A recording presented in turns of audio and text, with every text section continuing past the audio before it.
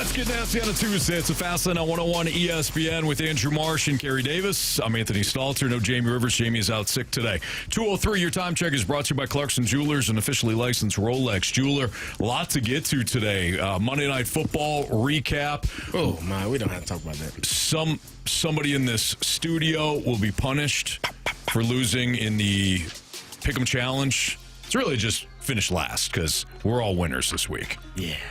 We That's have all that officially matters. tied the Rizzuto show after 14 weeks. So it took a little while, but we got back to being even, and hopefully it's smooth sailing the rest of the way here, guys. But somebody will get punished in this studio.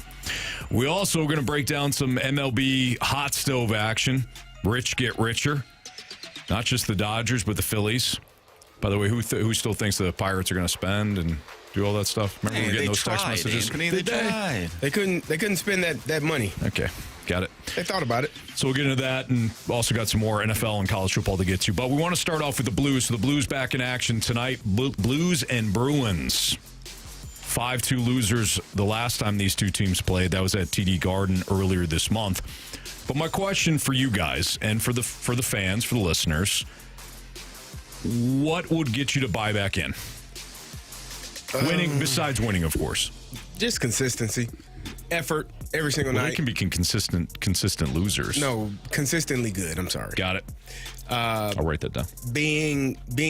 Showing effort, having effort, playing hard, playing the right way, doing all of the minor detailed things. You're not going to win every game, but if you work your butt off, generally speaking, you have an opportunity to win more. And I think this team probably has to.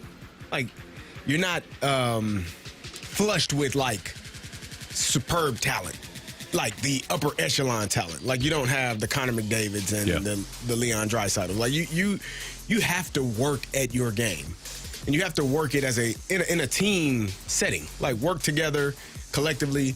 I don't know. Marshy talks about it all the time. Can we get a pass that goes tape to tape? That'd be nice. Man. Like, passing in the skates. I never played hockey, like, right? I gotta imagine you're skating one way, you're ready to shoot that damn thing, and the puck goes right to your skate. Seems pretty difficult. So, tape to tape passes, good passing, good defense. We've seen other teams do it, so you would think it's possible. I think it is. I think it's one of the, like, Marshall, when you start skating, what is the first thing, like, after you get on the ice? Like, you work on shots from, like, the blue line, or do you start passing? Like as a child or Either like or. when I'm playing like men's league or something? No, as a child. Like, when you first, like, the Carey, I don't know. That was like 20 plus years ago. You don't pass? Carey, You got to know something. When I was a child, what was the first thing that I did? What were the like first in general, things? yeah, Like, when you get to practice, like, what's what the are the first fundamentals? things you do? Oh, you just you skate around and you Get warmed stick up? handle and you do all sorts of stuff. Shoot some pucks on net. Do you pass? Yeah, you can pass if you want to find a teammate to do some passing. Do they work on passing in practice? Like, is it a fundamental thing? Like, if in football if you you're- have to tackle, you Yeah. have to practice tackle, you have to technique, blocking. I mean, none of the drills that I would do looked like what the Mighty Ducks did, where they had like an egg and they were passing it back and forth. You But, guys didn't like, pass eggs? when you run a caught drill, eggs. in order to execute said drill, you have to make crisp passes. Otherwise, the drill is messed up. And if that is the case, depending on who your coach is, they'll blow the whistle, Do it tell again. you to start over. Yeah.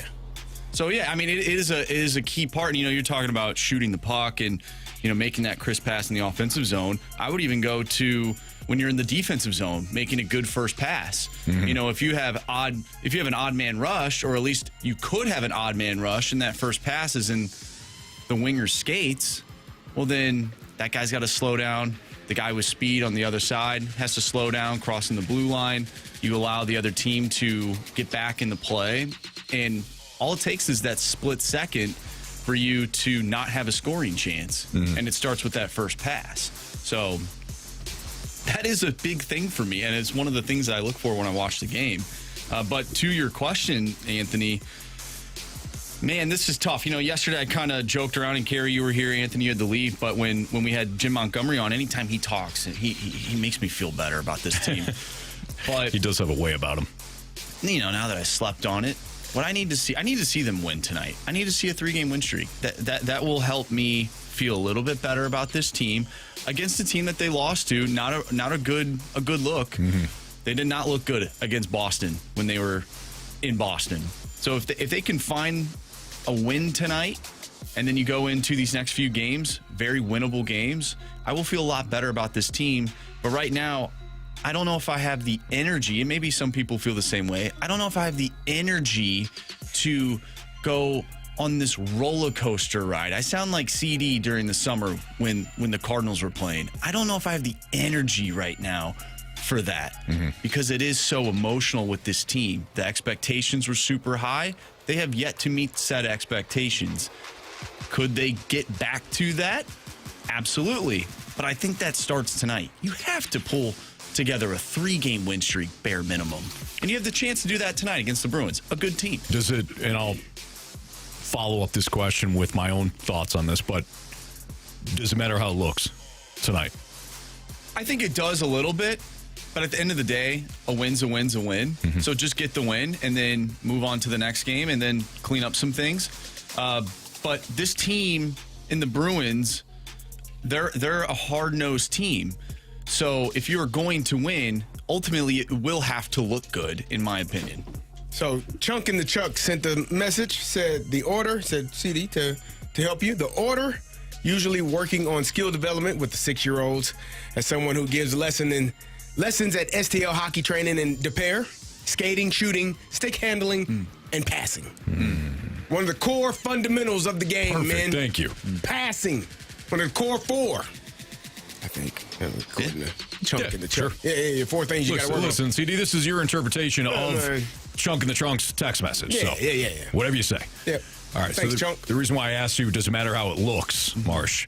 Because you said just win tonight. But I understand what you're saying. Like, compile wins, and then we'll kind of we'll do the autopsy when it's all said and done. But for me, going back to what CD said about consistency, and if I could paraphrase here, CD, knowing what you're getting, that's where I'm at right now with the Blues. They kind of drift between styles. Some nights they don't even have a style. But for me, it's about establishing an identity so I know what the hell I'm watching.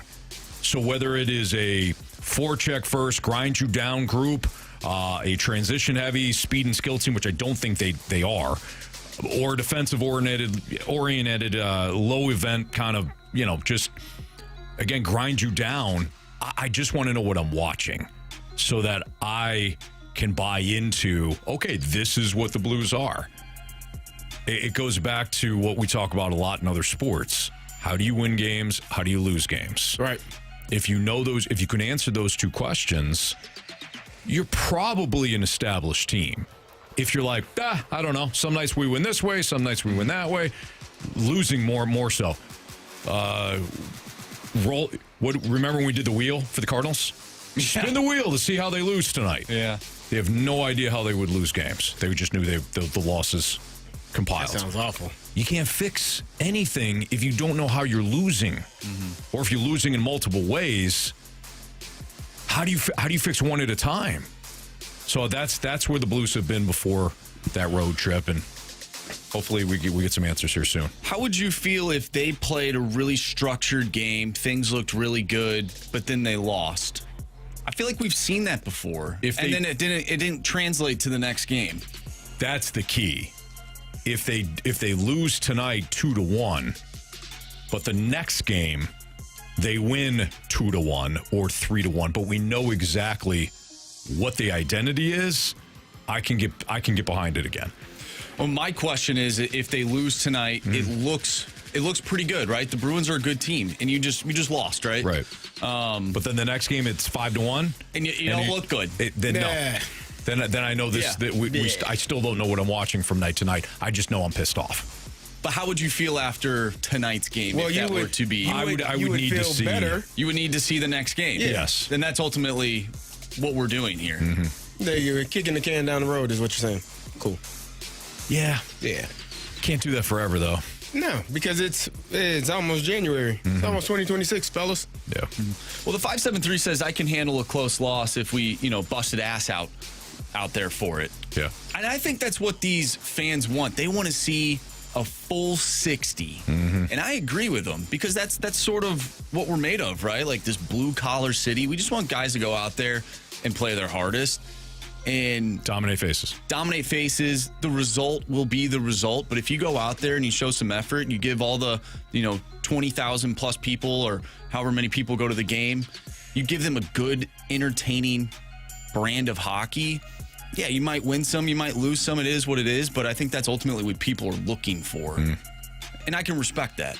I agree. All right. It's Fastlane on 101 ESPN. The Eagles lose last night to the Chargers in a mind-numbing game. Mind-numbing performance by not only Jalen Hurts, who had 4 interceptions, 2 turnovers on one damn play. No, I don't think that's ever been done before. I mean, fall down, Jalen. I think he's trying. I don't think he was. I think he was looking to run again. He ripped it out. That was ridiculous. That was a bad game. A.J. Brown, a couple of key drops. One of the interceptions was basically his fault. The Eagles are nasty. Yeah. And not in a let's get nasty way. This is in a nasty, nasty way. Yeah. Is there any hope that this Eagles team can recover? Plus, the Chargers might have more grit than we initially gave them credit for. That's next on 101 ESPN.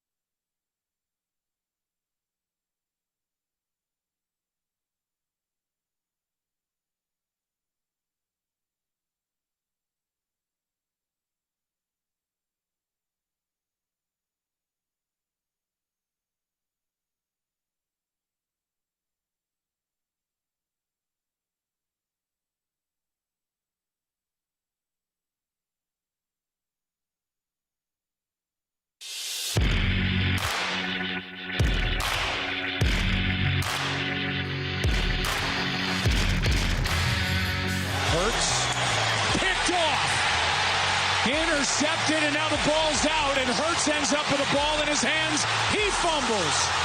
Chargers ball. That was Joe Buck on the call last night as the Eagles fall to the Chargers 22-19 in overtime.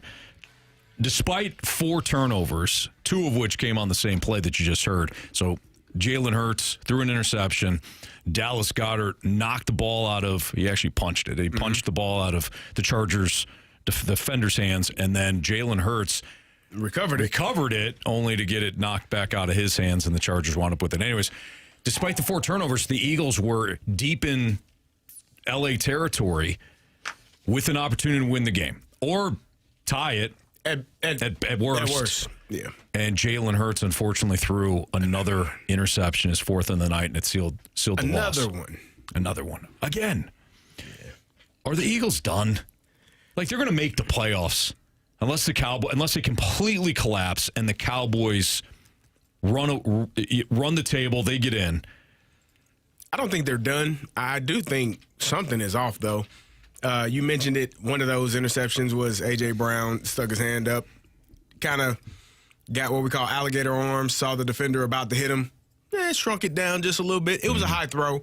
You would have preferred it be in his chest to be able to protect himself. But that one was tipped and intercepted. The interception to end the game was, it was a rough one, on the sideline. Good play by the corner to get his hand in there, and the safety ends up picking it off. Too many turnovers. Let's start there. Like, too many mistakes by the Eagles. They ran the ball really well, though. Like, Saquon had a good game. Yeah. He had 122 yards on 20 carries. I thought they were going to pull away. With the way the Eagles' defense was playing, because they had 7 sacks last night. When Saquon had the long run, I thought, okay, they're going to start to salt this thing away. And Saquon was gaining like 7, 8 yards a pop, 13 yards, 10, 8, 5. So it was not just that one long run. Like, he was picking up big yards, and then he finally was able to pop one. Mm-hmm. I felt that, too. I felt like they were in control of the game. I felt like they had everything in front of them, and for whatever reason, they just kept keeping the Chargers in the football game. Even there at the end, the final drive, the Chargers jump off sides on 4th and 4, new set of downs. You're like, oh, it's a wrap now. They're at worst, as you said, going to kick a field goal to tie the game, and we'll see if the Chargers can go down and score before time runs out. You throw an interception in the red zone. Yeah. Like, you're not taking care of the football. You're careless with it. You're not doing the things that are going to allow you to win the game. And so I think that was a really frustrating loss for the Eagles because they had that game. They were in command of that game, in my opinion. Mm-hmm. Justin Herbert, broken hand surgery, played as well as he could. Yeah. But they were getting after him defensively. Nakobe Dean might be my favorite blitzing linebacker in the world because as a running back, you better step your butt up and block him. Mm. And he had one shot where he just missed Justin. He missed him. It didn't lead to anything. It led to a punt anyways, but that could change the game as well. So, I thought the Eagles' defense played really well, and they didn't even have Carter. Yeah, Jalen Carter's out with Lane Johnson was both also shoulders out. banged up. So I thought they played really well defensively. I'm not ready to write them off just yet, but that was a horrible way to lose that game. Are you going to turn the ball over 5 times in a game? Probably not. 4 interceptions? I don't think so. Well, he's now committed 7 turnovers in 2 games. The offense has averaged 16.2 points over their last 5 games. This is kind of who the Eagles are, though. This is who they were a year ago. I don't think they play on script. It's part of the impressive nature of the Eagles to do what they do to win games, to win a Super Bowl last year with almost on their talent alone. Mm-hmm. But this is who they are. If you watched Jalen Hurts last night, I thought he had one throw, in which he threw on rhythm, on time, and it was a beauty. It was the shot to Devontae Smith mm-hmm. when he ran the post, and Goddard, I think, underneath had a comeback. So just a little bit of that motion up by the safety came up for Goddard, and then hit Devontae behind him. Hurts hit him behind him. Yeah. I thought it was a perfect throw, but it was one of the only times where I thought he hit his back foot and threw on time. Otherwise, I thought he had a couple of other good throws. I thought the throw to A.J. Brown in the end zone was a perfect throw that A.J. got to catch. Like The AJ one dropped deep the ball. ball? Yes. Yeah, I'm talking In the more, end zone. Like the one where it bounced off his knee and the defender kind of slapped his hand and got his hands off of it. I thought he threw a couple of them, though. That was a nice ball. I'm talking more like that was a deep shot. I'm talking about over the middle of the field, on time, on schedule. Hit the receiver in stride. That was a huge play. It was third and I think it was 3rd and 13. Yeah, something like that. Third and long. They had a call. I think it was a holding call. Yeah. Or something. They got backed up right after Jalen had picked up the first down, scrambling. If I'm not mistaken, we're talking about the same series. And then he hit Devontae Smith. But again, him kind of running around doing his thing. He did it a year ago too, and it worked out well. So you're kind of living and dying on this freelancing team. And it's not all Jalen Hurts. Again, A.J. Brown had a couple of key drops last night. Devontae Smith, I don't think he would have went anywhere, but he also had a drop and a screen pass. The offense overall did not execute when it needed to. Yeah, this is what they did 2 years ago. They dropped 3 games in a row right around the same time. 2 years ago, it was week 13 through 15. They lost 5 of their last 6 games to end the season, going into the playoffs, in which they got smoked by the Buccaneers. What happened that year? Well, they had a new coordinator come in after their Super Bowl run, and it just didn't work out, right? Next year, they get Kellen Moore in there. He's now a head coach. I don't know if you can say the same thing about what they have going on right now. But this team right now, if the season ended today, they'd take on the 49ers. Now, could they beat the 49ers? I think so. But that team has Christian McCaffrey. He's a dynamic player. I don't know if it's in the cards for them this season. I know they're a team that they go through a lot of things throughout the regular season, but even last year, while we thought they were going through things, they were winning games. 2 years ago, they weren't. And this is not the time to start messing around because it's toward the end of the year. I still think that maybe they have one more loss penciled in on their schedule. They take on the Bills. Outside of that, I think they'll be fine. So maybe they could find their game leading into the playoffs. But the NFC, we talk about the AFC always being the conference that, man, like, there's a lot of competition here. The NFC, it feels like it's been flipped this year. I don't know if they have the team right now, based on what they're doing, to make a deep run in the playoffs. I could see them losing in the first round, despite being, if they hold on to that spot, despite being the home team. I just don't see it. I think a matchup against San Francisco still favors the Eagles. Other than that, because the injuries to the 49ers defense. Other than that, they could play the Lions too. The Lions, again, that might be a favorable matchup. But if it's like Seattle, they want to play in Seattle for some reason. I could see Seattle going in there and handling business against them. Maybe they play the Bears, but we just watched the Bears beat them. They did. They dismantled them. One last thing on this. Jalen Hurts had 40 attempts last night. Saquon Barkley had 20 carries in a close game. Probably should flip that. You can start there. Yeah. Well, he had some really big runs, too. And then all of a sudden they got away from it. Yep. And it just, I don't know, man. Your quarterback was a turnover machine last night from start to finish. Yeah. Almost literally from start to finish. He had Max Brosmer numbers last night. He did. Saquon Barkley, 20 carries last night. 2 targets in the passing game. I think he's gone back-to-back games in which he has not recorded a catch. It's ridiculous. Like, dude, start there. Yeah. Were you impressed by what the Chargers did last night? I thought it was a gritty performance last night. I thought Justin Herbert playing with one hand and getting the absolute he's got to get rid of the ball quicker. Kicked out of him repeatedly. That was a gritty. I think the Chargers are a really good, fundamental, banged up team. I do not think they're great. I wasn't. But I thought that was a gritty performance. That's a good way of putting it. Gritty performance. I wasn't all that impressed by what they were doing last night. They had one good drive, which was the first drive of the game. Yeah. And then after that, it was like, and that was set up by the 60-yard catch and run by. Yeah. Down the sideline. Other than that, I think Cameron Dicker is the most impressive. Man, he was kicking the hell out of him. Dude. I mean, they even had another opportunity. He hits the field goal. There's the flag on the play. Yeah. They get another opportunity to put 6 on the board. They don't. He's got to go back out there. He's got to go back out there. It's like, dude, these are the opportunities. If you want to be that team heading into the late part of the season, those are opportunities that you capitalize on and get 6. I agree. And I just wasn't overly impressed. I know Justin Herbert's got a banged up hand and whatnot, but dude, you got to get rid of the ball, man. Mm-hmm. You can't keep holding on to the ball and taking those big hits, especially when your hand's all messed up. Yeah. Do you want to do the punishment now, or do you want to wait? Now let's wait. Why don't we do it at 3:00? Andrew Marsh, by the way, is the one that is facing punishment. Oh no, he's up to 6 now. Stuff. That's I don't want that. I don't want that for him. That sounds awful. That's fine. All right.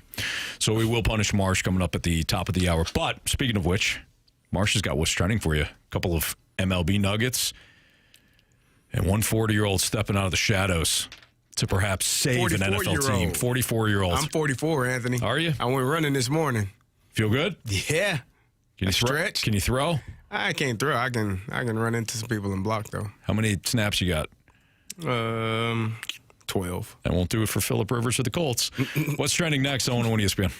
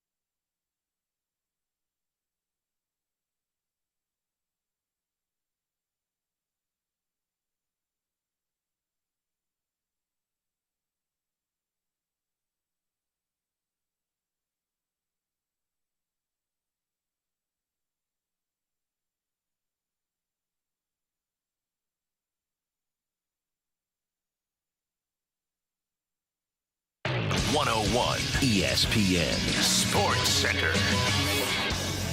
I'm Andrew Marsh. It's time for a Sports Center update driven by Johnny Londoff Chevrolet and Johnny Londoff Autoplex. The Blues back in action tonight, taking on the Boston Bruins. You can listen to that game right here on 101 ESPN. Pregame starts at 6. Puck drop is at 7. We have some Cardinals news for you. We'll discuss that next and what's trending. I'm Andrew Marsh, and the Sports Center update is driven by Johnny Londoff Chevrolet and Johnny Londoff Autoplex. See them at londoff.com. Chevy, together we drive. Are you kidding me?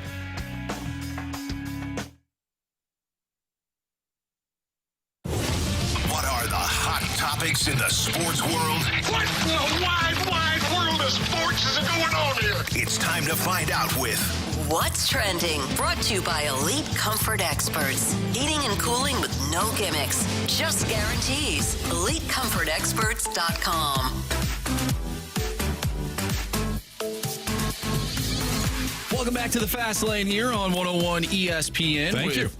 Anthony Stalter and Carey Davis. I'm Andrew Marsh. And you're welcome, Anthony. Appreciate you. Yeah. What do you got for us today, Marsh? Yeah, well, I have a few things here. Let's start off with the St. Louis Cardinals.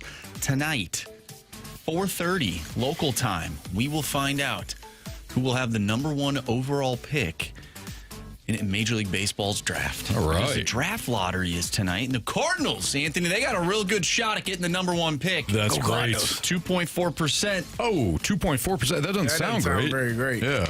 Is that high? Doesn't All I sound know really is low. there's a number that doesn't start with 0. So you're saying there's a chance. Okay. The number 1 pick in the draft. Well, hey, I'm excited. I don't know about you guys. What are you hoping for besides the number 1 pick? Number 1. Why not? And a pitcher.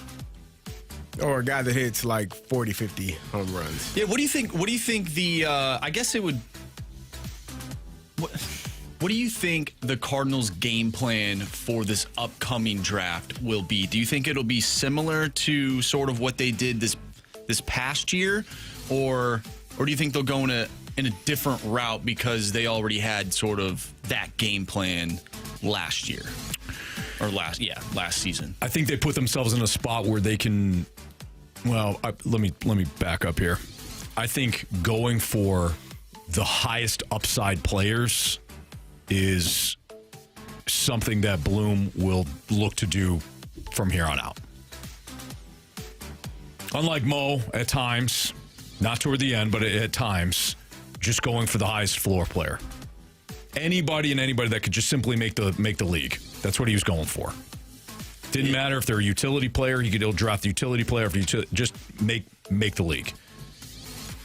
I think that Bloom will go for the highest floor players. Now, in terms of like pitchers and position players, Highest ceiling players, and whoever is best available. They put themselves in a spot. They reset things with their pitching staff. Let's now, do it. would I still stockpile pitching? Yeah. You literally you cannot have enough. Agreed. Because even if you fill out your rotation, your bullpen, you still got guys, the next wave coming in. And as we've discussed, the injuries that pile up, other teams are always looking for pitching. If you get to a point where you're a contender again and you want to make a big splash in a trade, they're going to be asking for pitching, young pitching. So I would continue to stockpile pitching. All right, let's move on to Philip Rivers, the 44-year-old. Jamie's Jamie's brother. Cousin, Cousin, brother? Yeah. First cousin. Sure. So 2 times removed. Has not played a game in the NFL since the 2020 COVID season. He has signed a deal with the Colts. He's well rested. Practice squad. Is he going to play? Yeah. Who's playing? Like, Riley gonna Leonard's play. hurt. Daniel Jones is out for the year. Anthony Richardson's still on the broke his IR. face. Yeah. He's going to play. He's going to start and play. Yes. And then his clock for the Pro Football Hall of Fame Starts over? will start over. That's crazy. Wow. That's crazy, man. CD, what are the chances that he can just be purely a game manager at 44 years old? I haven't seen him play in 4 years. You played in the league. You played in the league. You're now 44. You want me to so tell you what it's going to be, in my opinion? You know what a 44-year-old feels like? It's gonna Former be NFL player. It's probably going to be a bleep show. Okay. I mean, I guess the arm, he never used his legs. Yeah. So as long as the arm talent is, as long as the arm is strong, and I'm sure he's well rested, right? But the thing that's going to be, like, the workout was probably great because you still got the arm strength, you still got the talent to make all of the throws. You know what you don't have? Reps for 4 years of 225, 240-pound men Trying to kill you? trying to break your face. Yeah. Like, there's a difference. And then you got defensive linemen that are 6'4", 6'5", 280 that are beating your tackles around the edge, trying to break your face, Anthony. You ain't done this in 4 years. I don't give a damn how well you threw the ball in T-shirt and shorts. Like, you probably looked outstanding. And they probably said, man, you still got it. Until Sunday when there's a linebacker trying to break your damn face, man. There's no way he plays this week, right? Yeah, he's playing. Do you know who they play? Seattle. Yeah, good luck with that. Hey, He's starting. what do they have? If Riley Leonard isn't ready to go, what options do they have? You're going to see old man River, and you're going to love it. It's going to be hobbled out there. He's probably healthy. Like I said, Sure, not Ritter sore. is out there somewhere. They could. Desmond? Where is Desmond Ritter? I know he signed with the Vikings practice squad, but then they cut him. I don't know if they picked him back up. Man, or not, is he available? He's available. Man, listen. He was released by the Vikings on December 2nd. Yeah. Okay, so then, yeah. I don't get it, man. That guy's put up real garbage numbers. Imagine in the NFL. if you're a quarterback and you're like in your, I don't know, early 30s, late 20s. Like, man, I'm just waiting for my shot. Oh, you know what? Let's not do that. Let's not do that because you're going to bring. I have PTSD. Like, I used to sit here and watch. When I was cut, when I was looking for a team, there's a thing called Football Scoop. You could go on there and see who's injured, who's banged up. To just refresh it. He just refreshed the damn thing all day. Such and such turned his ankle. Call my agent. Hey, man. And the Browns say that the fullback sprained his ankle. Give him a call. I'm telling you, there is a player that is looking at this injury situation and had their agent calling the Colts nonstop for the last 3 days. And then you see that they signed Philip Flippin' Rivers, and you as a player sitting there early on in your career, man, you're heartbroken. Shout out to all those guys. Sickening. What is the point of the XFL, or now the UFL? It ain't for that. No, it's not yet. It's not for. Wouldn't this be an opportunity? Hey, why don't we go grab a guy from that league who showed that they can play, high at that level? Yeah. This would be the perfect opportunity to sort of marry the two leagues. Yeah. You know, that's why those guys go out and play, to get another opportunity to play in the NFL. We've seen Jordan Teamu sign with the Chiefs.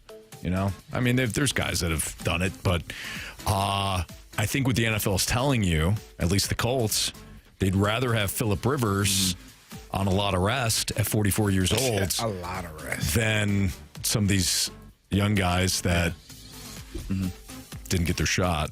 It's a bad time, man. I hope he balls out. What if Joe Flacco did? Do you think Phillip Rivers is a Hall of Famer? Not a first ballot. No. But now that he's moved it back 5 years, if he plays, you know what quarterbacks he'll be going in against. What if he goes in? Who's retiring this year?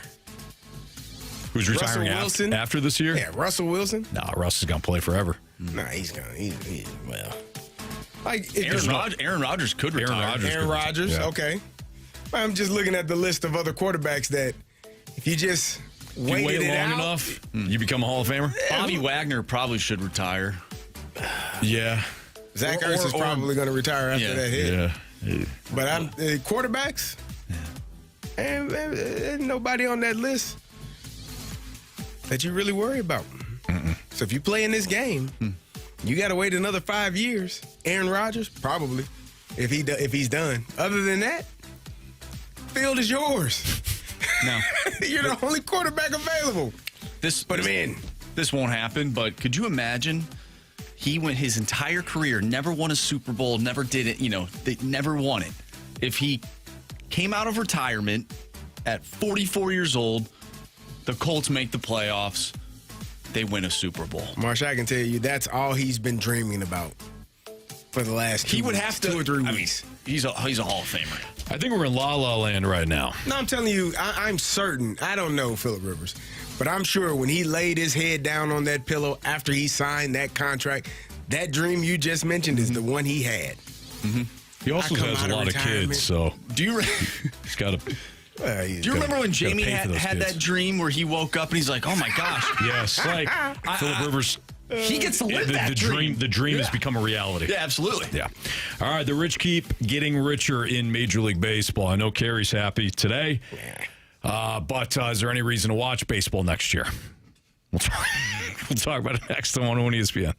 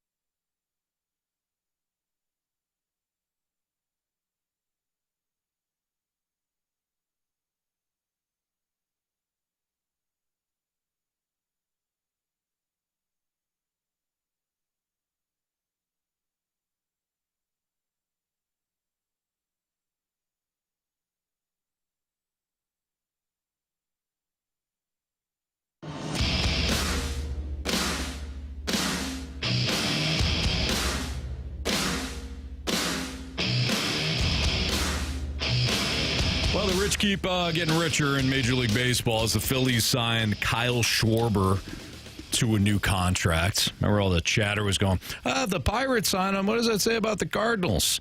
The Pirates didn't sign him. Both teams still suck. So that's what it says about that.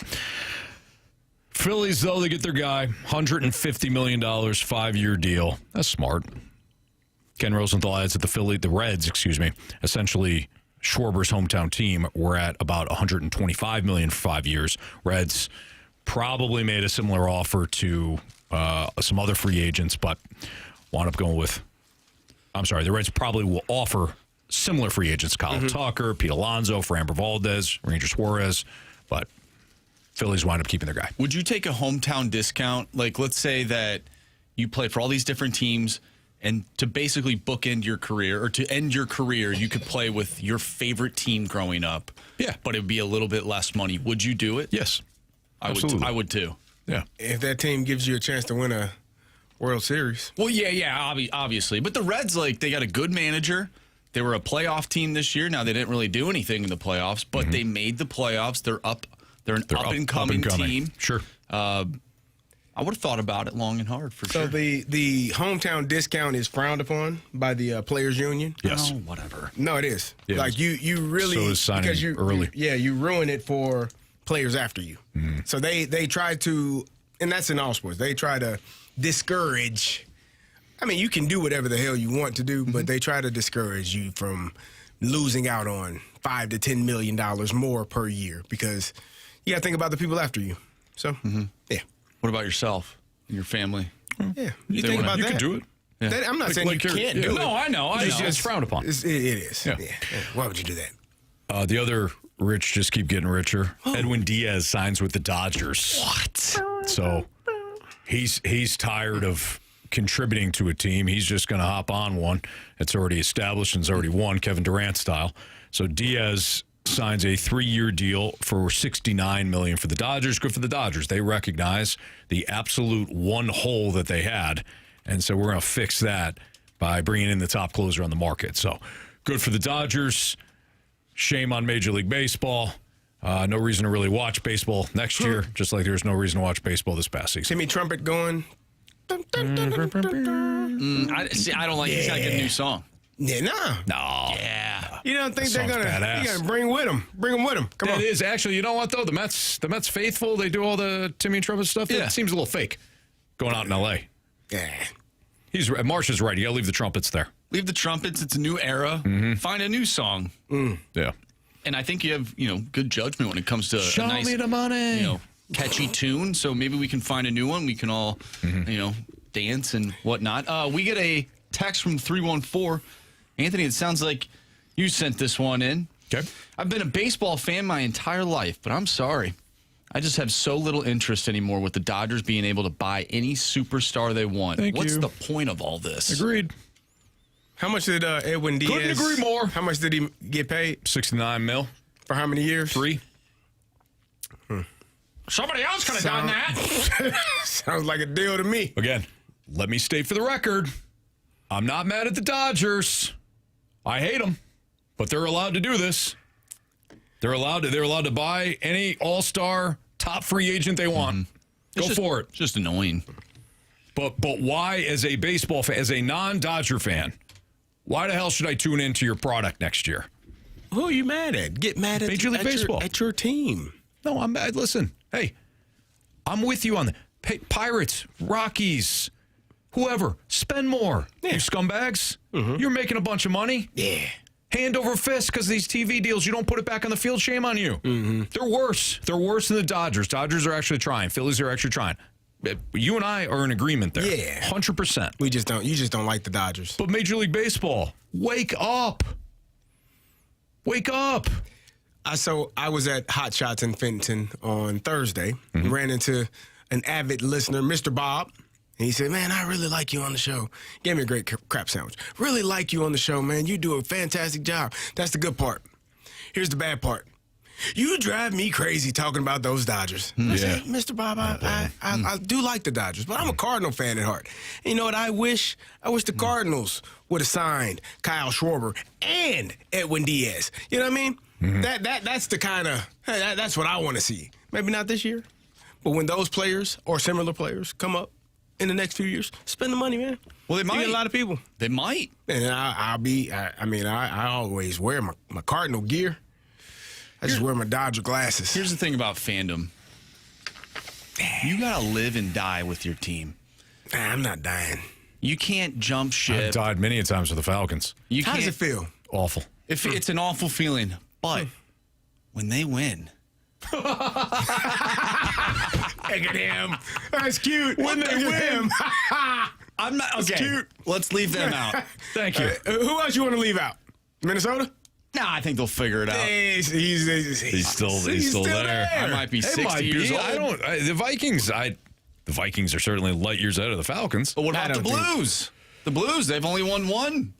They've only won one cup in their entire franchise history. They're different, though. And you know what? We went through all that heartbreak for years. You didn't see anybody else. Maybe there's some people around town, but if Carey,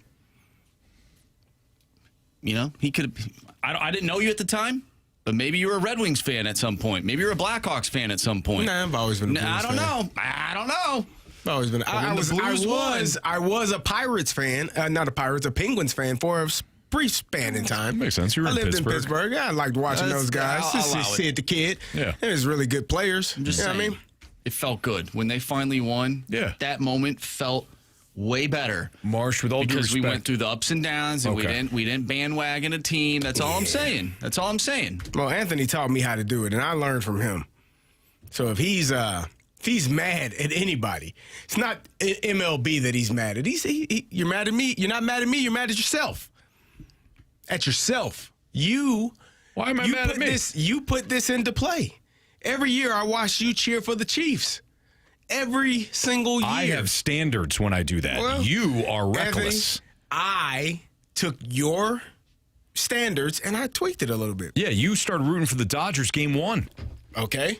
I at least said when the Falcons are eliminated, then you guys gave me a bunch of crap for that. And you said, no, it's got to be Anthony, after the season. In actuality, okay. If we're being honest, you can root for the Chiefs week 1 too. But I choose not to because I'm a Falcon fan. But you know where this is going. Exactly, which is why I got the Chiefs ready to go. Yeah, you just for this year. You up. Yeah, that is not happening this year. No. Yeah. I got nobody. Carey, if the let's just say whatever the Dodgers have done and what they are doing right now, get rid of the Dodgers. Yeah. Chicago Cubs. Who would I root for? Yeah. I would root for the Cardinals. I do root for the Cardinals. I will never root for the Cubs. Let's make sure that is damn clear. All right, now I got damn standards. But wouldn't it still be the same thing? Nope. They're trying. I will never root for the Cubs. I don't give a damn who. How do you not feel that way about the Dodgers? These two teams, they've had their playoff bouts. No, I lived in L.A., so I kind of get a pass. Like, what are we doing? I've never lived in Chicago. I lived in Champaign. Never rooted for the Bears, for the Cubs, or any of those guys. I don't give a damn about them, but I lived in L.A. You know what I mean? You feel me? All right, there we go. I don't know, man. I don't like it. You could be an Angels fan. Yeah, you could. That's true. Who the hell would root for the Angels? Well, people have. Somebody does. Like 10 people. Yeah, they got a cool ballpark. They do. Yeah. Do they? Yeah. Nobody's ever been there. Yeah, but I've never seen it. I've never seen it. Pictures. They say it exists. Okay. All right. NFL legit or smoke and mirrors? So we got a couple of teams. Will they at least reach their NFC or AFC title game, or are they just smoke and mirrors? That's next on 101 ESPN.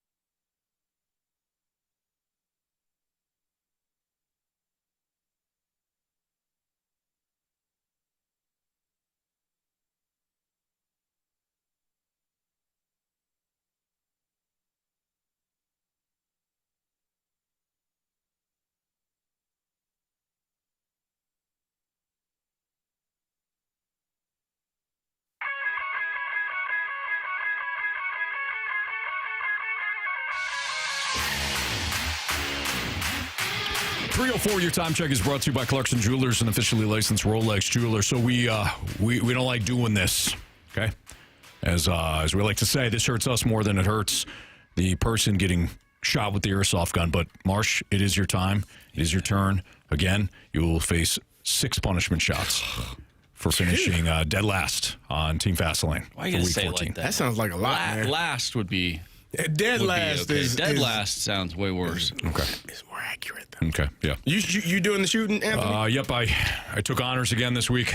All right. I don't like doing this, Marsh, but again, He does, actually. it needs to be done. So, Carey, do you want to move over to Yeah, I'll get out of the way. my... Oh, you want to go to Marsh's? I'll come to your spot. Okay. You going to turn Jamie's mic on? No? No. You don't need to? I don't know. No, it's on.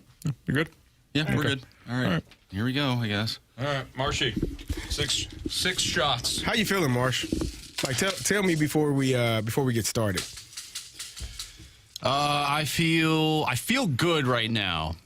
Do you feel like you let yourself down with this? No. No? Okay. I mean, it is what it is. All right. Now, Anthony, last week you didn't give me any warm-up time, so just shoot that thing. Pop, pop, pop, pop, many times you can possible. All right. Yep. Yeah, 3, 2, 1, pow, 3, 2, pow, 3. It's really up to Marsh. Okay. No. He's putting stuff in his back pocket, Anthony. I don't like it. I don't think so. I don't like it, Anthony. Now, did you knew you were getting shot today, right? We won the sweatpants. How many times am I going to say, I don't own a pair of jeans? Gotcha. Yeah, you're right. I don't own jeans. I do have, I have pants, but I want to be comfy. All right, assume the position over there. CD, give me a countdown. 2, 1. Ooh, right under the left buttocks. Yep. Now, Marsh, start shouting out the things that you regret. I don't even remember the 3, names. 2, 1. Oh, the buttocks on the right side. Vikings, do you miss not taking the Vikings? No. Yeah, that would be bad. 3, 2, 1. I didn't see that one. That's a little higher on the left buttocks. Okay. He's a machine. Texans-Chiefs game. We should have saw it on the wall. 3, Writing on the 2, wall. 1. Ooh, that one looked like it hurt. It's a little high. A little high again. Yeah. They hurt higher or lower? It's right in the middle. Okay. All right. That's actually the first one that's really stung. Yeah, that looked like it hurt a little bit. All right, you're. This is what? 5. 5. Yep, Okay. 3, 2, 1. Oh, we didn't fire. Misfire. 3, 2, 1. Nope, misfire again. Marsha, you might have to come adapt and adjust the airsoft gun because you know how it works best. Oh man. Well, we're having a little malfunction here. And do it? Yeah, fix it, Marsh. Marshy has to fix the gun every single time because he's the only one that knows how to do it. Now, Carey, you were down low this week, but Yeah. I've been down low all I've been struggling, man. Yeah. Been chasing points. do you feel as though that you're too trustworthy of or too trusting of certain teams? Well, I didn't trust my Steelers, and I mean, I know why. Because I don't know what they're going to do from week to week. You're going like the yo-yo. Yeah, it's very frustrating. All right, here we go. Pittsburgh Steelers. Let's wrap this 3, up for Marshy. 2, 1. Ooh. That hit? I thought that was a. That one hurt. I thought that was a malfunction. You can hear it sounds a little when it hits. All right, Marsh, last one, buddy. 3, 2, 1. Nope. 3, 2, 1. Nope. All right, Marsh. Oh, he's not even going to count down. There's nothing in there. Nope. That's unfortunate, man, because this is painful for us. I think it's more painful for you, though, Marsh. I mean, at some point, at some point it is what it is, and oh my gosh. Sorry, Marsh. That is the worst thing. He's got to load it. Fix it every single time. We will be playing the NFL Smoke and Mirrors, or Are They Legit? And this is based on the conference, whether or not a team can get to the conference title game. All right, Marshy. But Marsh has got one more shot here. Here we go. Uno más. There we go. He did it, folks. He did it. 6 shots. All right. Marsh, you're going to be better next week. I don't want to be doing that again. Yeah, I don't either. Right. I don't either. Okay. All right, here we go. We're just gonna dive right back into it. Okay. I'm gonna stay in this. All right. Yeah. Stand for a little bit. All right. NFL legit or smoke and mirrors, and this is to reach the conference title game. Let's start with the Eagles, who lost last night, obviously, to the Chargers. They are the defending champions. Mm-hmm. They do have a stacked roster, but I think the NFC, by and large, is significantly better this year. I mean, any wild card team could go into Philly. I wouldn't bet on the Lions to do it. I wouldn't bet necessarily on the 49ers to do it. But the Lions, Niners, Bears, these are all teams that could go to Philly this year. Seattle might go to Philly. If they get out of the first round, I think they're losing that second round. So I'm going to say smoke and mirrors for the Eagles.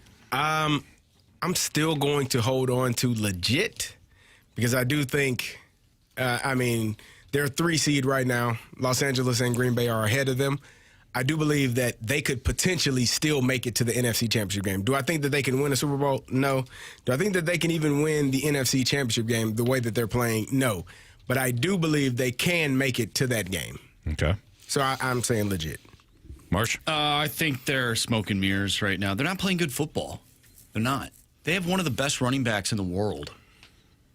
And they're not winning football games. They're barely using them, too. Yeah. Which is and we saw Jalen Hurts, crime. He can throw the football. We watched it in the Super Bowl last year. That offense was just on a different level. They're just not doing it. They're not, and it is what it is, right? Like you can't win every year. Yeah. I think they're having a 2023 season right now. It literally looks the same. It certainly feels that way. Chargers, I think we can all agree that they're smoke and mirrors. I mean, they're 9-4, but they're kind of the quintessential smoke and mirrors team. Like, I don't really know how you're doing this each and every week. I mean, they got blown out by the Jaguars, and the Jaguars are a first place team, so it's no like knock on them, but we have seen them get destroyed. They lost at home to the Commanders earlier this season. Mm-hmm. I just don't know what we're going to get week to week. So Chargers smoke and mirrors. Same here. Yeah, and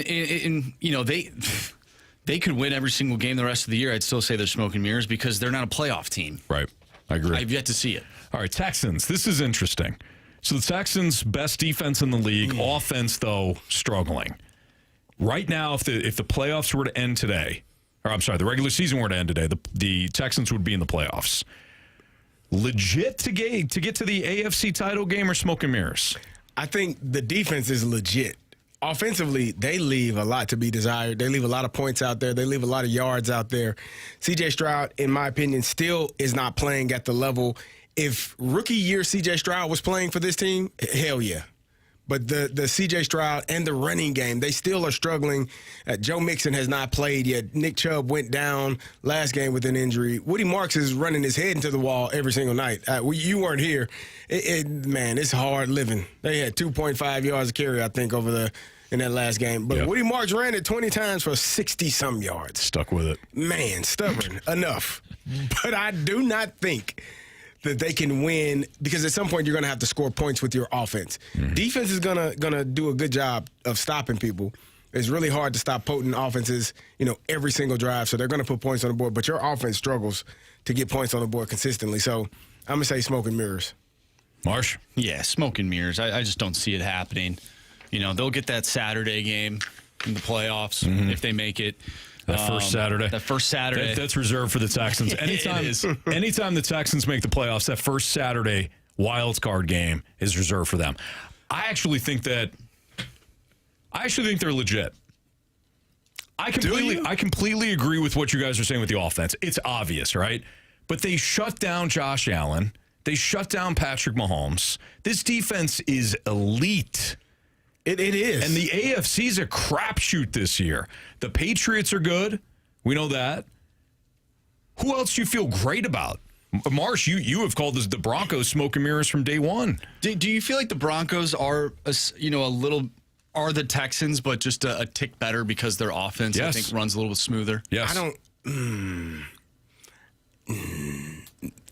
Okay, let's do this. Nothing about the Broncos. The Broncos defense does it is legit. I honestly think the Texans defense is better.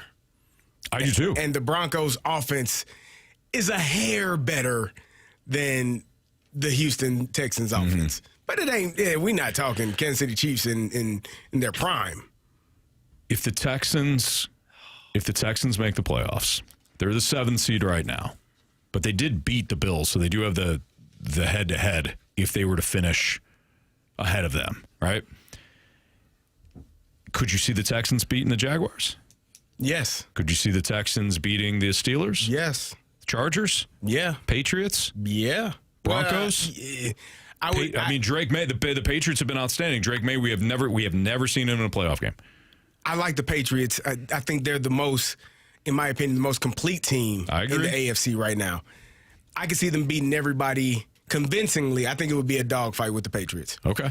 But you could see them winning. I could see them. I could see them beating all those teams. I'm not saying winning the title game. I'm But not saying getting win. there. I'm just saying representing one of the sides in the AFC Championship game with that defense. It is playing at a high level. I'll sign you up. Yeah, I'll sign you up. I might be on the board. Marsh, you're still not buying it, but No, you're gonna be stubborn about it. I can't buy into like ugly football teams. And I know sometimes ugly wins, but and they have in the regular season. This is just a personal thing. Like I don't want to see them in the AFC Championship game. I don't want to see that. Oh, I love watching that defense. Oh my gosh! Couldn't you imagine if it was like let's say the Texans win the South, right? They overtake the Jags. Yeah. Like, and I don't know how things would play out in the playoffs with reseeding and stuff, but like. If the Texans played the Broncos in the AFC Championship game, like that's a game that I don't even want to watch. Oh, stop it. I'm not kidding. I'd rather watch the Patriots and the Bills play in the AFC Championship game. By that point, though, Marsh, you'll say, give me that D. Will he say that? Mm-hmm. You will. You say, give me that Houston D. I know you would. You'd be excited. You looking forward to it? It's Fastlane on 101 ESPN. Is this the final year for Jordan Walker to figure it out before the Cardinals have to pivot? That's next on 101 ESPN.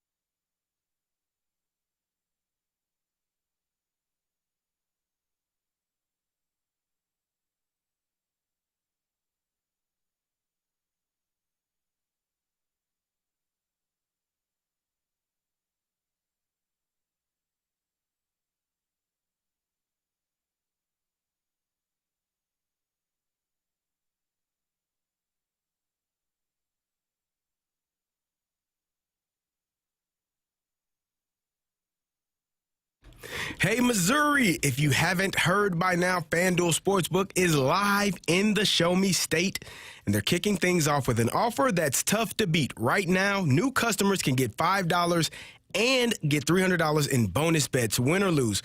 Whether it's football, basketball, hockey, or more, you can bet it all on an app that's safe, secure, and super easy to use. So download FanDuel today or head to FanDuel.com/Missouri to join in on the excitement. Maybe you want to look at this Knicks versus Raptors game tonight.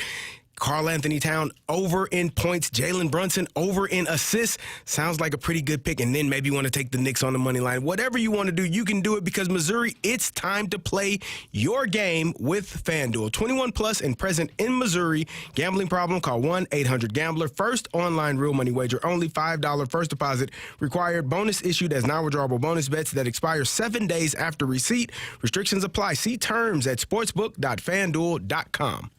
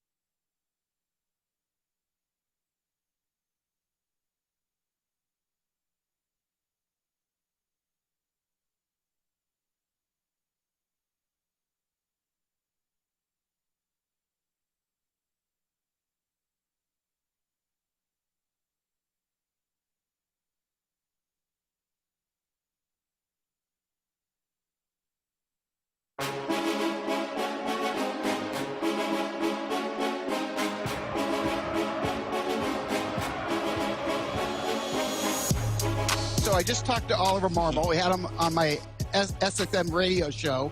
And Oliver Marmol was very, very clear in his thoughts of Jordan Walker, which are, Jim, please be patient. Because I started the question by saying, I hate being wrong on players. And I have been wrong on Jordan Walker. So I'm like, please tell me at some point I could be right. And he said, please be patient. He goes, I'm telling you, he's going to be a late bloomer, but he's going to get there. I don't know if he is or not, but I'm going to still hold out hopes. He said he's making a lot of adjustments at the plate, and he thinks he could still become a star. So we'll see. I mean, they're monitoring him. He's doing a lot of work this offseason. That was former MLB GM Jim Bowden on Foul Territory. He's talking about Jordan Walker and sharing what Ollie Marmol told him about the young Jordan Walker, who's still only 23 years old, by the way. Mm-hmm. It feels like he's been up in the big leagues a lot longer than what he has, but the production just simply hasn't been there. Do you guys think that this is the final year for Jordan Walker to figure it out before the Cardinals absolutely have to pivot? I think we're getting close to it. I think in order for that to happen, though, we need to have an uninterrupted season. Like, not a season where you're going to the minor leagues, or not a season where, just the bouncing back and forth. And this is probably the perfect year for that. Mm-hmm. You're not expected to be a really good team, at least not outside of the building. I know the players and the coaches and the staff, we're delusional. I'm not telling you anything that you don't know. We're extremely delusional, and the Cardinals probably think they can win the World Series, as they should.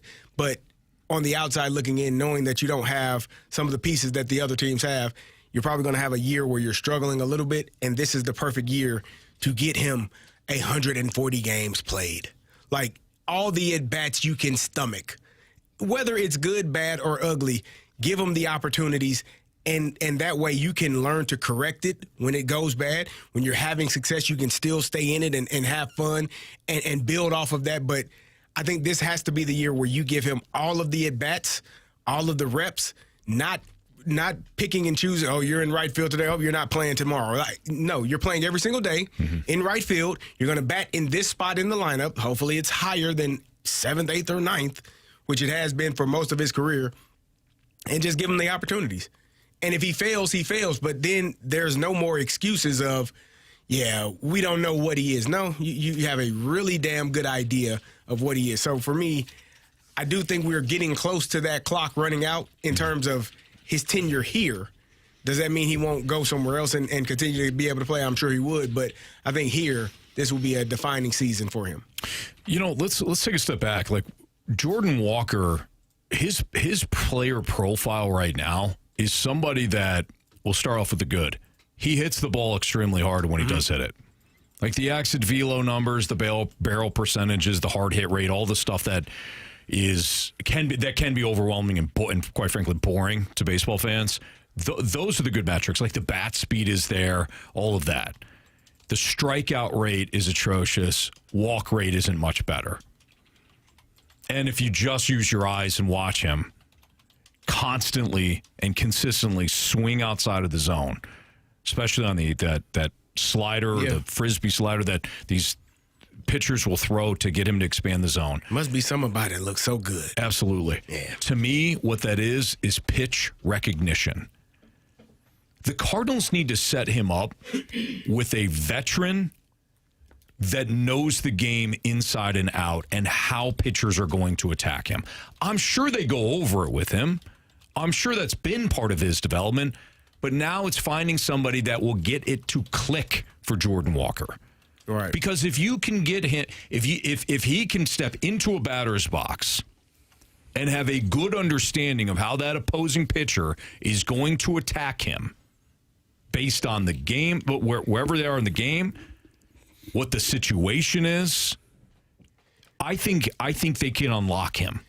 But if not, if they just allow, Jordan Walker's just got to be himself, then what do you think is going to be different about the last 2 years with him? I think what I would like to see from him is attack early. Mm-hmm. Because you get down in the count, and now you're at the pitcher's mercy. And I understand, I'm sure part of it is like, I don't want to swing and miss, or I don't want to hit a ground ball and get out and not see enough pitches. But the more pitches you see, the more you're going to see that slider, brother. So you might want to swing at the first pitch and hit it hard at someone or over someone. Like that, because you're getting down. Before you blink, you're 0-2 in the count. Yeah. And what's coming? You're going to get a fastball away or up and in, and then you're going to get a slider so far out of the zone that it's going to scare the head and you got to swing. Right. It's repetitive. It's happened over and over and over again. So, again, I've never played baseball at the professional level yet. But I would be swinging early in the count, knowing that pitchers are trying to get me behind so that they can get me at 0-2 so that I can go chasing. Now, I'm going to swing at this good pitch because it's going to be in the strike zone. And you're hoping I don't swing. I'm swinging at it. And I'm going to try to rip the cover off of it if I can. And that would, and then you know what starts happening? No, they got to stay around. They got to get out of the zone the first couple of pitches. Now you're ahead in the count. Now it's 2-0. What they got to do? They got to come back into you or walk you. So I think just that approach, and I do, like you said, talking with an older player or going through that with the staff, and I'm sure those are conversations that are had, but when you're in the middle of it and you're a young player and you're struggling, you're like, hell with that. I can't afford to miss. But that also comes with, if I don't succeed, I'm going to be sitting down. Yeah. I'm going to be sitting down. Right. So take all of that away from a player. You missed it. We had Monty on yesterday, and you had to go take care of your family business. But I asked him about when do you allow a player to just be themselves? Because we were talking about Joe Hofer shooting for the empty net, trying to score a goal. Sure. How do you kind of rein the parts in that maybe? And he said something. You just have to let players be who they are, because what they do is they do what got them there. And the moment you start taking that away or saying, "Hey, don't do that," now they're overthinking. And what they do naturally is, and I'm paraphrasing what Monty said, but what they do naturally is no longer a part of their game, and they're going to struggle. So, yes, you want to fine tune the minor details for him, but still allow him to be him and swing the bat, man. Swing early. I do think there's a fine balance to what you just said. And like MD 2020 in the Snake Pit said, I think they should have left them alone to begin with. Look, Jordan Walker didn't just suddenly forget how to hit major league pitchers, if that's what the case was. I think this was going to be the conclusion. Like this was inevitable. Mm-hmm. He can't recognize how pitchers are attacking him. Mm-hmm. I don't think he came up fine. He probably, he was consistently putting the ball in play, all that. Did the Cardinals pull the trigger too early on that? Yeah, probably. They probably should have just let him get more reps, see if he can continue to do what he was doing, get by on his God-given ability. But major league pitchers were going to figure him out. Yeah. The guy cannot lay off the outside pitch. I don't think that was going to correct itself. So there is a fine balance between letting the player be who he is, but also there's a coaching development part to this. And if he doesn't understand, as soon as he steps in the box, what's coming at him, and he's just all reactionary, he's done. He's not going to be, I don't care if they send him to Toronto or New York or LA or wherever, it's not going to matter. What are proper expectations for him this upcoming year? And do you think get better? Well, I mean, yeah, but like if he doesn't meet that mark, is it an eye test thing or is it a numbers based? Like, what is it for you? It's if he doesn't meet it, do you move on? I think it goes hand in hand. Okay. I think if he is a 6'6", 250 natural power defensive end playing baseball. Like everything is there for him. Mm-hmm. But if he does not understand the game, if he doesn't have a game plan when he steps in the batter's box, it will not matter. If he does, then I think the results will come. The numbers will be there. The eye test will be it'll be. I don't think it's going to be a situation where it's like Matt Carpenter in his final good season with the Cardinals, the one that got him paid again, where it's like, hey, keep doing what you're doing. The metrics are all there. I don't think that's the case with Jordan Walker, where it's like, hey, the metrics are there, the results aren't going to be. No, I think they're going to go hand in hand. Do you think that the Cardinals' timeline for success, vastly improves if he ends up having a really good season, or do you think there's still a lot of holes that need to be filled? Him and him alone, no, unless he's Barry Bonds. Wow. No. Or Shohei. Nobody's Barry, and we had that conversation yesterday. Mm-hmm. No. Still waiting to get in the Hall of Fame. I don't think. I understand your question. Yeah. Does his success go hand in hand with the Cardinals finding relevancy again, basically? I think it's the pitching staff. I'm going to be real stubborn about that. Yep. To the day I die. Stubborn? What the hell? I'm just saying. Anthony, you'll die on that Rich Hill. Yeah. He will. Is Rich Hill available? No, I feel like he always is. I hope not. Somehow. I feel like he's going to be a Cardinal We at have some seen point. people come out of retirement at a late age. Really? Not in the NFL. Well, Anthony, that guy's pay on the attention practice to the squad. news. He'll be playing on Sunday. Yeah, I know, I agree. I completely agree. That's Carey Davis. That's Andrew March. I'm Anthony Stalter. It's the Fast Lane on 101 ESPN. By the way, Rich Hill has not officially retired as of late 2025. That's a beautiful thing. Hey, speaking of the Cardinals, 'tis the season of giving. And every day this week, we are giving you, Carey. Well, no, not you, Carey. Me? Nope. You don't qualify. Man. Giving you the gift of Cardinals baseball. Right now, we have your shot to score Cardinals versus Cubs ticket packs for the 2026 season. The Cardinals Cubs ticket pack includes 2 tickets to 5 Cardinals Cubs matchups next season. Cardinals ticket packs are now on sale. Find all the ticket pack info at cardinals.com/tickets. Who's the first Cardinal to hit a home run against the Cubs last year? Who's the first Cardinal to hit a home run against the Cubs last season? If you know the correct answer, text in 314-399-9646 to the Air Comfort Service text line, and you'll have a chance to win those Cardinals ticket pack giveaways. All right, it's Fastlane on 101 ESPN. Why don't we do Bet the Board? You want to do that, Marshy? Bet the board, light the lamp. We can do whatever you want, Anthony. It's your show. Don't you dare. Well, it is. Anthony Stalter and friends. From 205 to 555. That wouldn't sell. 205. I like what you did there. All right, Bet the Board, light the lamp. Next on 101 ESPN.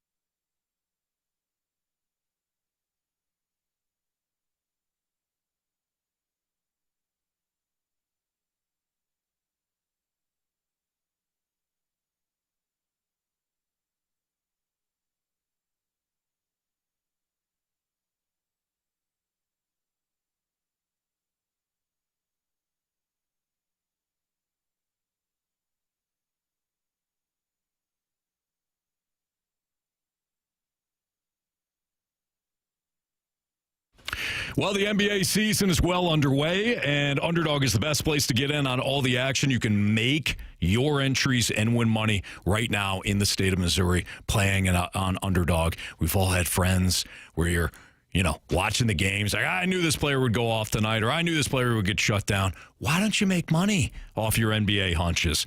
Tonight, Jalen Brunson, I like him to go higher than his point total. If you're looking at some of these other players tonight in the NBA, Underdog's got it all. Points, rebounds, assists, even got fantasy points where you can choose whether or not a player's going to go higher or lower on. Get your entries right, and you can win up to 5,000 times your cash. Download the app today or use the website and use my promo code Anthony to score $100 in bonus entries when you play your first $5. Again, use that promo code Anthony at sign up at Underdog, where you can make plays and win money.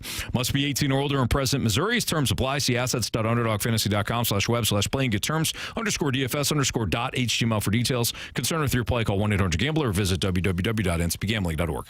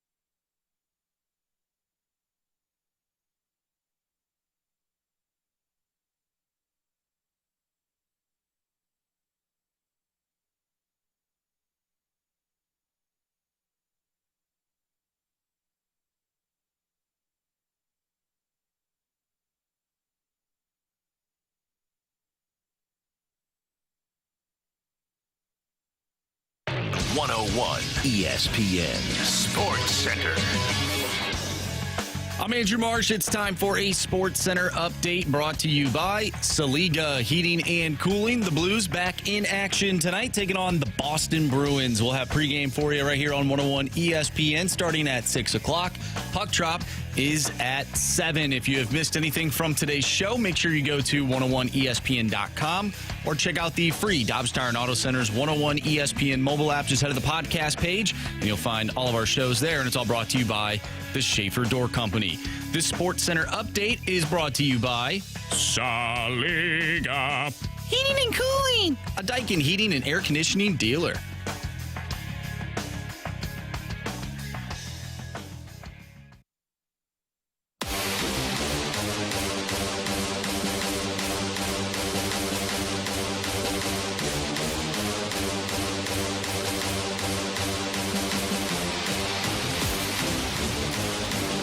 Time to bet the board and light that lamp here in the Fast Lane on 101 ESPN with Andrew Marsh and Carey Davis. I'm Anthony Stalter. All right, following last night's games, Marshy, what do we got for standings?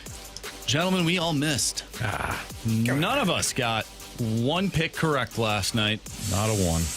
So the standings remain. Anthony, you and Jamie are tied at 4. Carey has 3, and I have 2. Okay. My first, boys. Well, Jamie is. And okay. Carey, he sent you the text, right? Well, he was looking at some college basketball. Sure. And that's him. Yeah, he was thinking that maybe Coppin State, and he told me that. Little Rock on the money line versus West Virginia is what he came down with. Okay, he likes those big underdogs on the money line, huh? Yeah, he said West Virginia doesn't play basketball. There's a football school is what he texted weird. me. And so I said, "Oh, okay. Well, if you believe that, sir, I'll lock it in." Yeah, that doesn't make any damn sense. But who am I to judge? Jamie's a co-leader right now. He knows what he's doing, man. Certainly. All right. So what's the official play? Little Rock money line versus West Virginia. Okay. What is that money line? Plus 2,000. He's got a hunch. Okay. I like it. It's what he said. So. All right, let's lock that in. I don't want to argue with him. I just looked up. I was just about to say this person's name. I'm glad. I'm glad he's in the snake pit. Gator, this one's for you, my man. Give me them Florida Gators on the alt line. Plus 5.5 tonight against UConn. Give me the Gators plus 5.5 at UConn. Let's do it, Gator. It's on me. Yeah.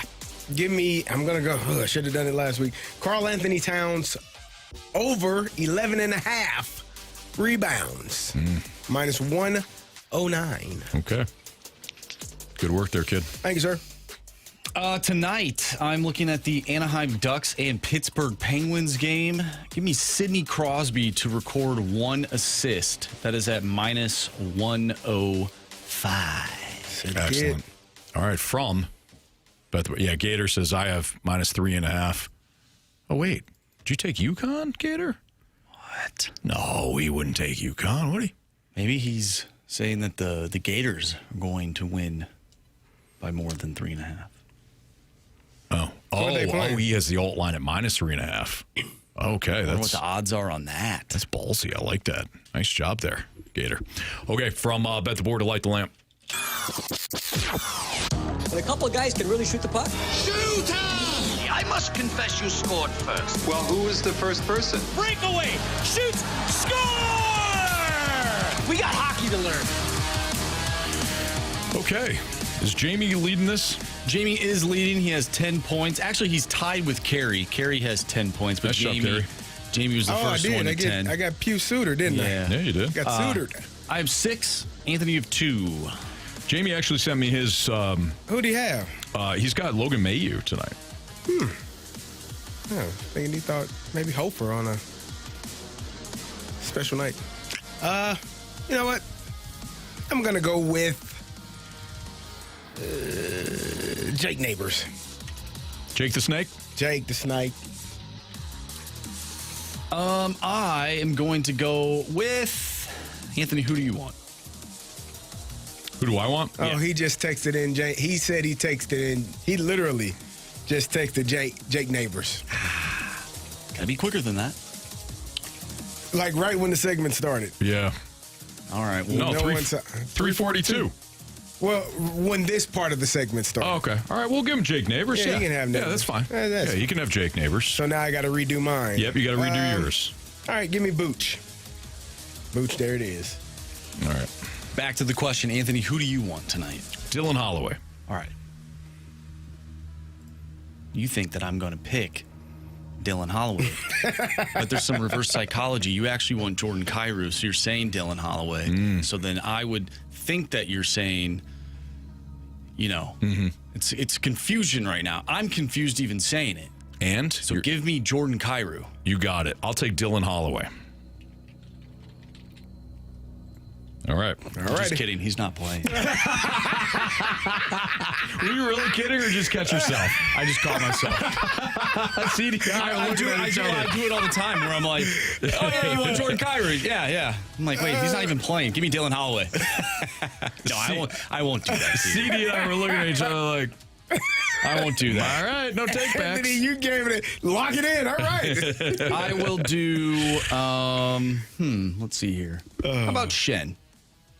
Okay. I like Shen. There you go. Man, yeah.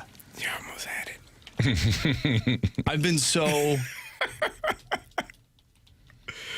spiteful lately when it comes to this game. Karma, it's just an automatic Jordan Kyrou. Karma almost got you on that. And so it took me a second. I wish we would have gone to break. It was the face. He did the face told again. you. It was the face. Did I? Yes. Yeah. You were like you gave it away. It was the face. I didn't mean to. You did. It was so quick. What was the last one when we did something like that? And it was it was a Thursday night football game. Mm-hmm. Who was it?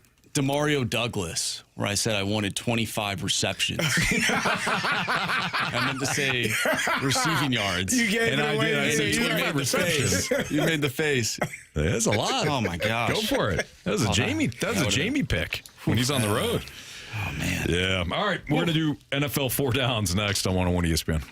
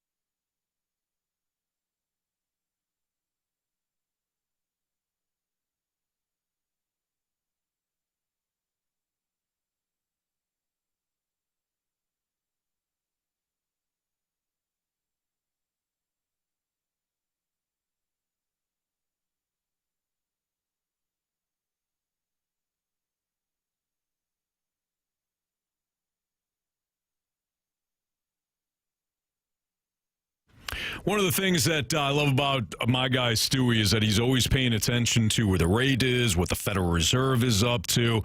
But this time of year, Stewie, I know that people like to maybe do some cash out refis to get some cash around the holidays. What can we do to help? Anthony, we just did a cash out refinance for an ESPN listener. He took out $45,000 in cash. He reduced his term from a 30-year to a 20-year and kept the payment the same. This is a great opportunity to get that cash. The holidays are here. Buy that car you want. Go ahead and maybe even buy the home of your dreams you want. Prices are stable right now. It's a great opportunity. Later on, prices are going to go up. Rates are going to go down. Get it now. Get the cash you need. Keep the payment the same. Enjoy the holidays and make life better for tomorrow. Well, there you have it. But you do have to pick up the phone and either call or text Stewie at 314-324-4440. Again, 314-324-4440. You can call him or text him because that's his personal cell phone number. Same number that I have called Stewie. In fact, within the last couple of weeks, I've called Stewie on that number to ask him some questions. He's phenomenal. He'll help out. But you do have to call, have a little sense of urgency, do so, but while the time is right. Stewie, keep up the great work. Have a great night and go Blues. NMLS number 226715.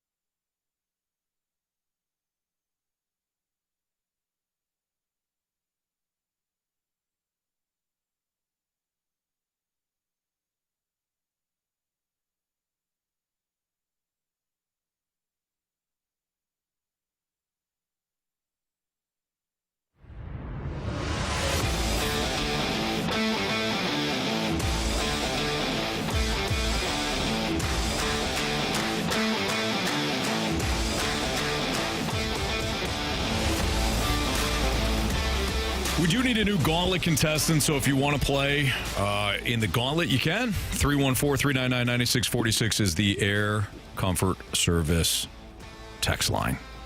Time for NFL 4 Downs. Let's roll. First down. Gentlemen, are the Packers built like a Super Bowl contender, or are they still missing elements? I still think, Christian Watson has shown up and been their number one receiver. I somewhat feel like they still need that 1A, but he has been playing extremely well.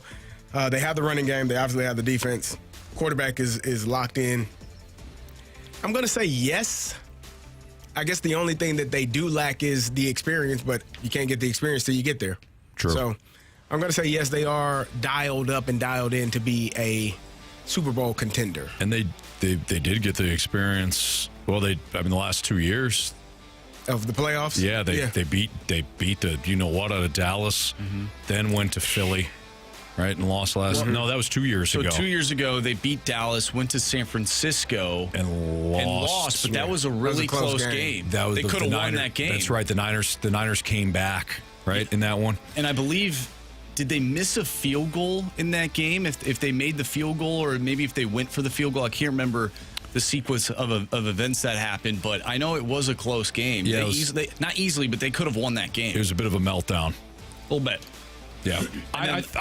Go ahead. Then last year they lost. They lost to the Eagles. So I actually think they do have all the elements. I agree. CD, they don't have that alpha wide receiver, but Christian Watson has been outstanding for them since he came back from injury. I do think they have all the elements. I'm not saying they will win it all or even go to the Super Bowl, but Jordan Love at his best, is excellent. He pushes the ball downfield. You have to have that in the playoffs. You have to have a stout defense. They do.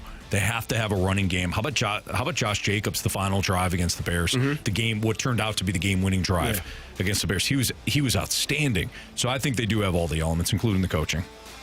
So fourth quarter, Green Bay up 21-17. They missed a field goal. Then there was a touchdown that put the 49ers up 24-21. And then on the final drive, Jordan Love threw an interception that sealed the game. So close. They made that field goal. Things are a little different. Yep. Second down. Speaking of the NFC North, even in a loss, did the Chicago Bears prove that they're a legit contender? Also, are they in danger of missing the playoffs? We talk about the Lions. The last couple of weeks, we talked about the Lions potentially missing the playoffs because of how things are stacked in the NFC. Well, the Bears went from the top seed to the 7th. So, yeah, they're still – there's no guarantee they make the playoffs. And I think they have to play a couple of divisional opponents before it's all said and done. They get Green Bay in Chicago. Yeah. I think are they done against the Lions? Nope, they got the Lions one more time, last game of the year. All right, so there you go. So that may decide who goes to the playoffs. So they're not a guarantee. But I will say this. Some team, it's like a party, right? And some people arrive, but you're like, yeah, you know what? You don't have the staying power. You're gonna go home early. Yep. I do think in a loss, the Bears, I don't think they've arrived in that, they're a legit Super Bowl contender or anything like that, or they're ready to challenge the top teams in the league. But they're a damn good team. Like this is not the Bears that we've been grown accustomed to. Yeah. I like what the Bears have. Obviously, Rome Odunze was out last week. He's their leading receiver, so that may have played a little bit into the part of not being able to get that victory over the Packers. But I mean, if you're watching Ben Johnson, if you've been watching him for the past couple of years, if you don't like what he does offensively, and not just that defense is playing really well as well. Yep. So I think they are. I like their chances to make it to the playoffs and be firmly set in that position. I'm going to say yes, they are a playoff contender. Third down. Well, we talked about Phillip Rivers earlier today, but are the Colts not only screwed this season, but next season as well? I would say yes on both of those. I hate to say it, but let's play this out here. Phillip Rivers is not going to save their season. It's highly unlikely he saves their season. Daniel Jones does not have a contract. He may skip all of next season. He might not even sign and just say, hey, I'm going to rehab, and then when I'm ready to go, my agent will tell the teams, because maybe there's a QB needy team next year. But what do you do if you're the Colts? You're going to be just good enough to be outside of the top picks for a franchise quarterback. Draft Fernando Mendoza. But you're not, what are you going to do? You're going to sacrifice everything and go up and get him? Probably. There are going to be other teams willing to do that. Yeah. I think it's going to be tough. I think it's going to be tough to get the franchise guy. I think that happened at the worst time. Yes. Your only hope is you drafted Anthony Richardson a few years ago in the first round. Maybe he grows and he's going to be on the roster. Right. So he's going to be your starting quarterback next year by default, him or Riley Leonard. Mm-hmm. Like, Daniel Jones is not going to be playing next year more than likely. So, right.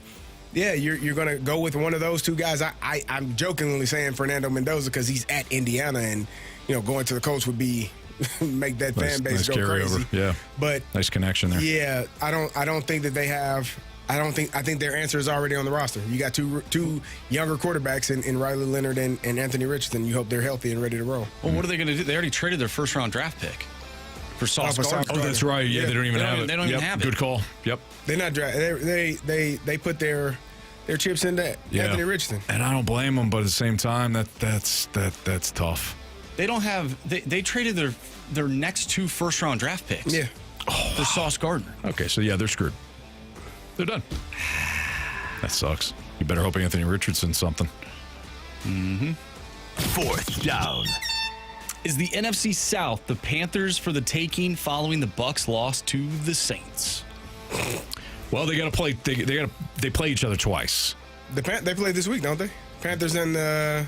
No, the Bucks get a free win on Thursday night. Who they playing? I don't know who the Panthers play, but I know the Bucks will have a free win. They're at home. Playing Green. They playing forget. Atlanta. I'm so sorry. Free dub.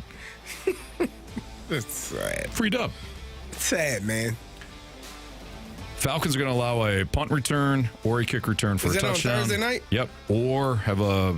Bijan going to go off. No, he's not. Yeah, he is. No. World watching. Bijan going to have a good game. No, he did do well last time. I believe it was week 1 against the Bucks. It feels like it's 6 years ago with the way the season has gone. I don't know if it's the Panthers for the taking, but I do think the Panthers are playing better ball than the Bucks. Like let's go back the last couple of weeks. I know Tampa, they've been banged up and all that. Maybe they get back Mike Evans this week because there's some chatter that he could come back. And if he comes back, Chris Godwin came back last week, and Emeka Egbuka has fought through his injuries, so now he's healthy-ish. Mm-hmm. But if you look at the way the Bucs have been playing, they have lost, 4 of their last 5 games. Their only win over that span was at home against the Cardinals, and that wasn't even a surefire thing. Right. That was 20-17. Arizona played them well. They lose to the Saints, one of the worst teams in the league. That's ridiculous. They got blown out in L.A. by the Rams on Sunday Night Football. They had the back-and-forth shootout that they lost. They got Josh Allen. They've played the Patriots, and the Patriots took over that game in the second quarter despite the game being close. Buccaneers scored a garbage touchdown late. The Buccaneers aren't playing better than the Panthers right now. No. They're just not. But they do have a good get-right game this week on Thursday Night Football. Yeah, free win. Mm-hmm. Yeah, free win. Come on, man. Sad. How could you? I already said it. No, I know. I'm just there's people. How could you do that, Marsh? There's people that tune in at various times throughout the day. How could you somebody do that to probably just got in their car, didn't hear what you said. Who are they playing this week that you say is a free win, Marsh? The Falcons. No. I'm just reiterating what you said. I know. Anthony Stalter's Falcons? Yeah, my Falcons. Yeah. Garbage-ass Falcons. They're a good team, man. Good organization. No, they're not. They're really not. Let's go to the Gauntlet next on 101 ESPN.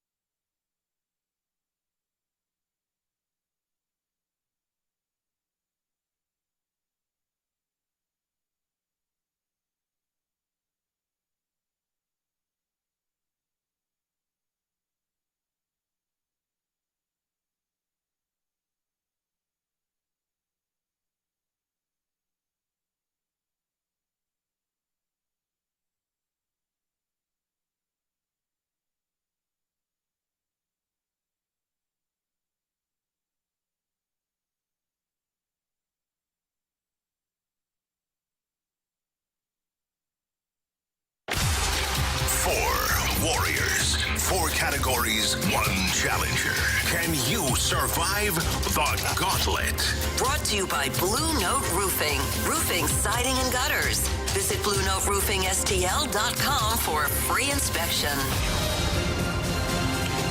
404, your time check is brought to you by Clarkson Jewelers, an officially licensed Rolex jeweler, with Andrew Marsh and Carey Davis. I'm Anthony Stalter, and we welcome in Pat to the program. What's up, Pat? Not much, Anthony. How you doing, bud? Good, man. Appreciate you playing. Thank you for listening to today's show. Would you like to take on Marsh, Carey, or me in the first round of the Gauntlet? Well, I called out Marshy a little bit on the text line to get the call from him, so I got to go with Marshy. I love it. Good. All right. Well, go ahead and tell Marsh to spin that wheel, and then we'll kick him out of here. All right. Spin that wheel, Marshy. All right, Marsh. Get the heck out of here, pal. Get out of here. Pat, what are you hoping for, man? I'm trying to keep my mind blank because the wheel knows, man. I don't want to. That's a good call on that. All right, so we'll wait till it's done spinning. It's done. And then we'll get it from you. All right, so it's done. So now that the wheel's done, we have the sheets. What were you hoping for? Well, going against Marshy, he's kind of a jack of all trades, so I was kind of hoping for random. You did not get random. Was there a category you didn't want today? Baseball. Oh, no. You did think. You thought baseball. You said your mind was clear. It wasn't clear. It was not clear. I tried. It's the whole Stay Puft Marshmallow Man I was just thing. about to say, you're Ray from Ghostbusters. Unbelievable. All right, it is baseball. You're going to get 4 baseball-related questions. Each one is worth 2 points, unless you ask for the options. If you ask for the options, Pat, those questions are worth 1 point. Are you ready? Let's do it. Jeff Kent was elected to the Baseball Hall of Fame on Sunday. Where did MLB's all-time leader in home runs by a second baseman finish his career? So where did Jeff Kent finish his career? Oh. Jeff Kent bulk of it was with the Giants. I can't remember. Let's go with the options. The New York Mets, the San Francisco Giants, or Carey's LA Dodgers? As soon as I heard it, I knew it. Let's go Mets. Final answer. All right, question number 2. Name the general manager who, in the winter of 2007, sent 6 players to the Marlins in exchange for Miguel Cabrera.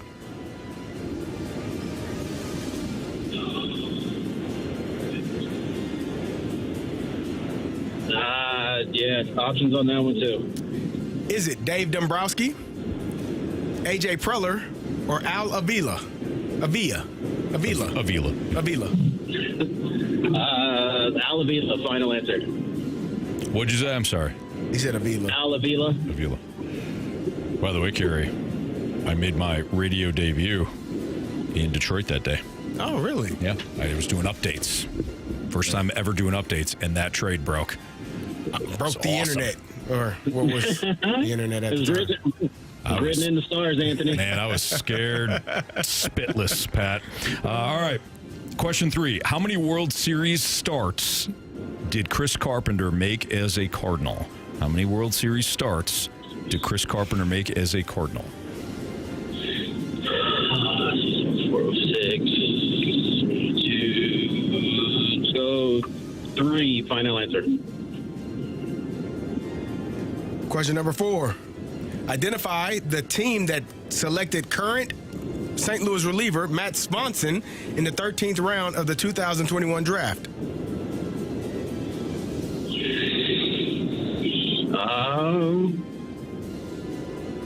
Let's shoot from the hip. Let's go Braves. Final answer. All right, let's bring back Marshy from the Cone of Silence. Pat, how you feeling? Not as bad as I thought, but not as good as I want to. Okay, all right. The real test here is if you're a nice guy, because Marsh only beats nice guys. Yep, that was kind of the other reason for taking on Marsh, just to see. I think I am, but, this is the ultimate test. Yeah.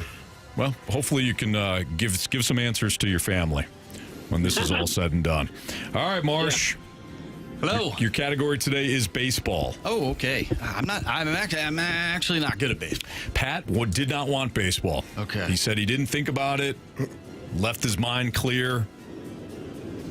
We asked him, and then he said, all right, hopefully I got random. We said, what category don't you want? He goes, baseball. So we think he was absolutely thinking baseball when that wheel was spinning. CD? Pack a lunch. Here we go. All right. Jeff Kent was elected to the Baseball Hall of Fame on Sunday. Where did the MLB's all-time leader in home runs by a second baseman finish his career? Where did he finish his career? Okay. I have a team in mind. I'm going to shoot my shot here. I'm going to go with, I see him in red with Houston Astros. Final answer. Question number 2. Name the general manager who, in the winter of 2007, sent 6 players to the Marlins in exchange for Miguel Cabrera. Who sent 6 players to the Marlins, you say, in 2007. So that would have been the Detroit Tigers manager.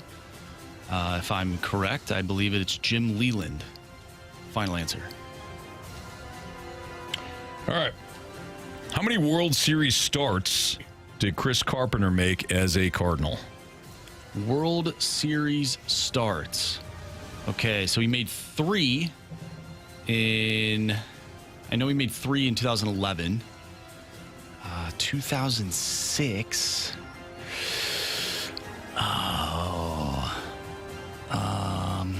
that went 5. I'm going to say 1, so there's 4. And then 2013, that went 6 games.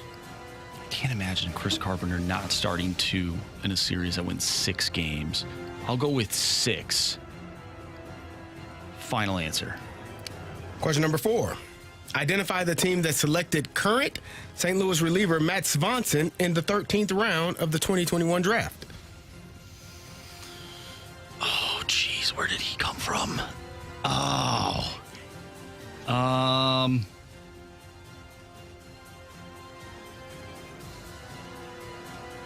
think it's the Yankees.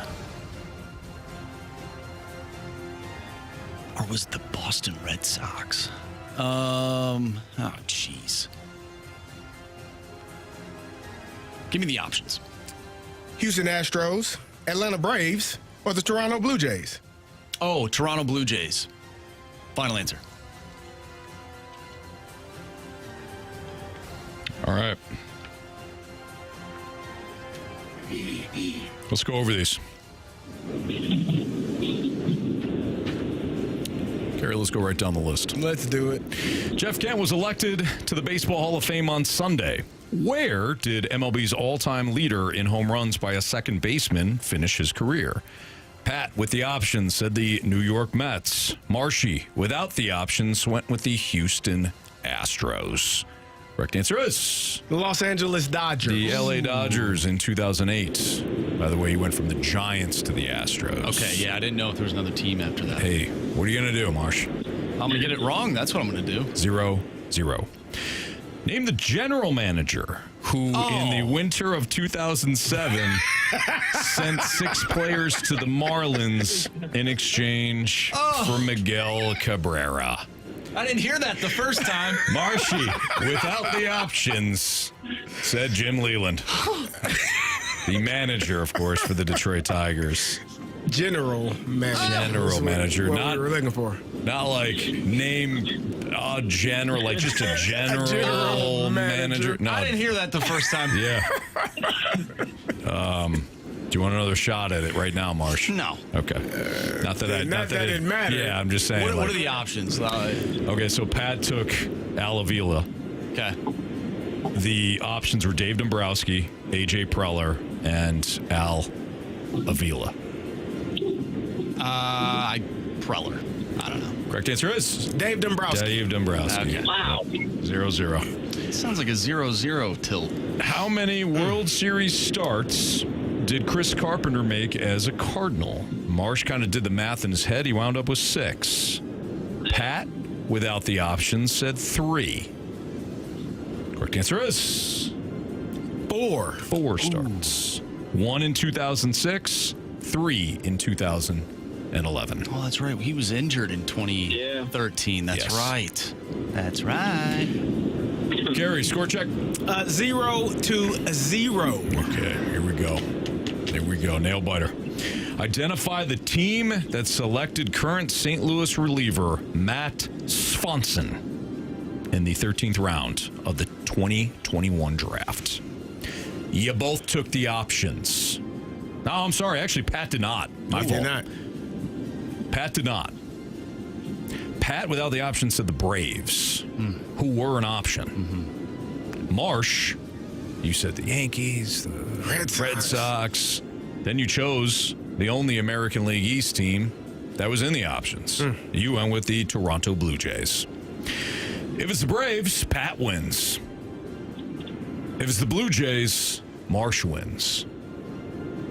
The other option was the Houston Astros. If it's Houston Astros, we got a 0-0 tie. And we're going to a tiebreaker. CD.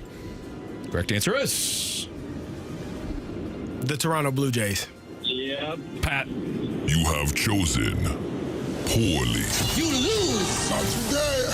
Pat, couple of things. I knew you were going to lose today because you're too good of a dude. I just knew it. I could sense it. The way you came on, you're like, hey, Anthony, how's it going? You used me by midnight, my name. Like you were too good of a dude. Second thing is he needed it. He needed that last question. So yeah. Good job, Pat. You too, buddy. Nice job, Marcy. I appreciate it. Pat, you go enjoy your day. You tell your family how good of a dude you are. All right? Absolutely. Now I know. Absolutely. I got that stamp of approval. Yeah. All right, man. Thanks for playing today, Pat. All right. Thanks, guys. Have a good show. You too. Thanks, Pat. I did the you too thing, damn it. Oh, maybe he has his own show. Yeah, you're right. He He's might. got a podcast or something. Then enjoy your movie. You too, son of a. No, that's like when they say, have a safe flight. You too. You too. Maybe it'll live there. Who knows? You know, Right. You never know. Anthony, I don't feel good about that one. I know you as a competitor. I'm ticked off right now. I know you're a competitor, Marsh. I know you're not happy about that, but you know what? You did it. That was didn't rough, listen brother. to the question. Forgot Carp didn't pitch in 2013 in that World Series. It's a win. A win's a win, man. My Come on, math man. was working though, till it didn't. Sure, It happens. if it makes you feel any. What was the first question? Jeff Kent, where he ended his career. That's tough. He played for a bunch of different teams. Now I kind of can picture him wearing a Dodgers uniform. Yeah. The priceless look that Marshy gave when you said general manager. I genuinely did not hear that. That's in the why question. I asked the question I heard- multiple times. I heard 'cause six need to hear it. players. I heard 2007, and I heard Miguel Cabrera, Tigers, whatever. I'm like, oh yeah, 2007. Well, 2006, Jim Leland was there. I can't imagine him not being there in 2007. So I just completely didn't listen. It happens. It does happen. It does happen. Absolutely. But you know what, Happens to Anthony? the A best win of is a us. win. Yeah. You ain't giving it back. No, I'm not. But Not you at know, all. doesn't matter how it looks. Yeah, it kind of does. You know? Yeah. Especially like tonight. Doesn't matter for the Blues. Doesn't matter. Like, Kind of, but not really. Just get a Get the win. dub, man. collect a win, please, and thank you. I'll tell you what, though. This won't be a game where I go back and look at the tape. No. put it Yeah, burn you it, move put it on. away. Yeah, you Moving on. burn it. Move Yeah. on. I Burn it, agree. move on. All right. Could Chaim Bloom overhaul the roster in one offseason? That's next on 101 ESPN.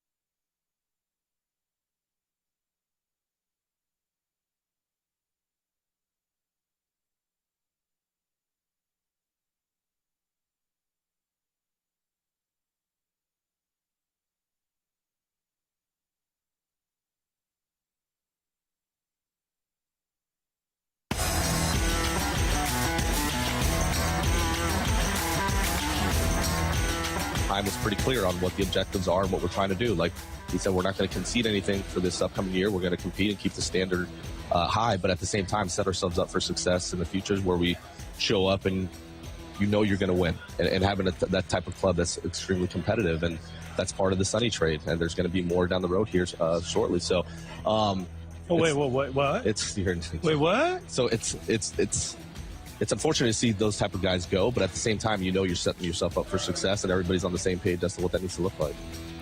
So that was Ollie Marmol on foul territory, and the Cardinals setting themselves up for now and in the future with trades. And you could hear who was it, Jim Bowden. I was like, whoa, what? No, that was A.J. Przinsky. A.J. Przinsky, okay, former Cardinal A.J. Przinsky, talking about wait, slow down there, because Ollie mentioned there's going to be more coming here. Yeah, no surprise. Yep. No surprise at all. But Marsh, you posed the question, could Chaim Bloom overhaul the roster in one offseason? Absolutely. I think he's going to try. In fact, we got one of Katie Woo's final articles for The Athletic, at least for the Cardinals, as the Cardinals beat. She discussed all the names that the Cardinals are at the very least listening to in terms of trades. And it was damn near half the roster. I don't think it was half the roster.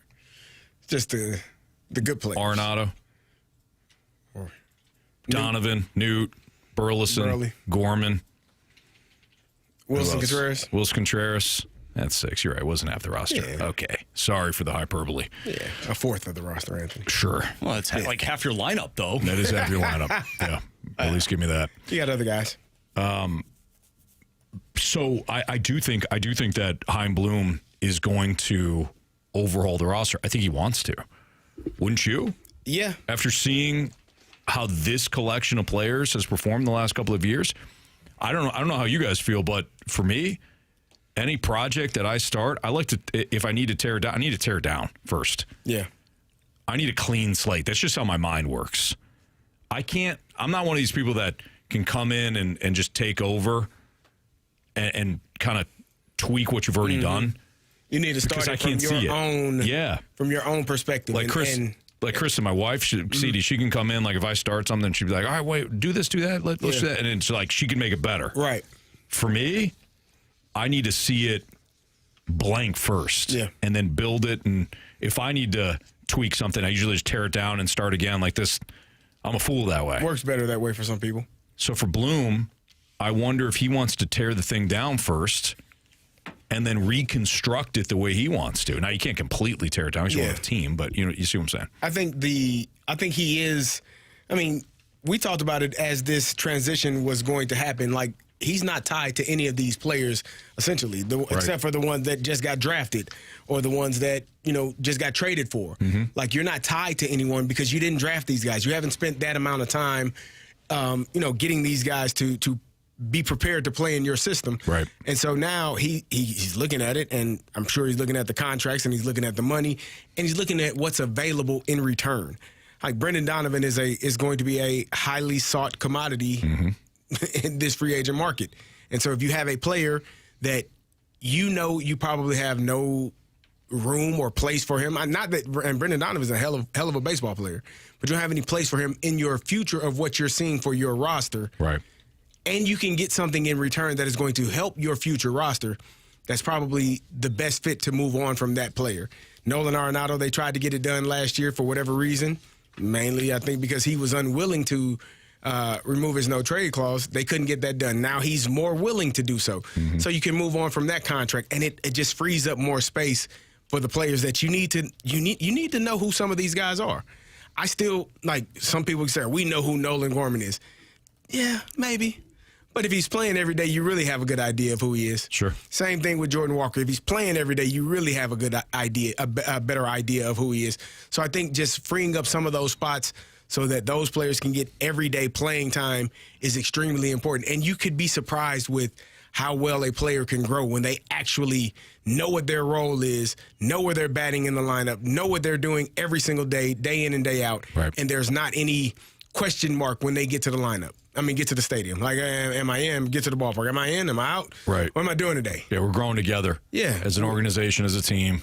And it might not be Purdy. Mm-hmm. You know? Yeah. Might not be Brock Purdy. Might not be Brock Purdy. Yeah. But eventually, it'll come together. Wait, are you saying it might be Mac Jones? Oh, it might be more like Trey Lance. Hey, he's still on the team. Come on. Anthony, eventually you come around, you know? To Brock Purdy. Yeah. Okay. Yeah. For you guys, what is an ideal offseason for the Cardinals, and then what is a failure for the Cardinals? Is there a certain amount of trades, a certain person that needs to be traded, a certain group of players that come back from a trade, pitching? What does that look like? I've got an open mind with this.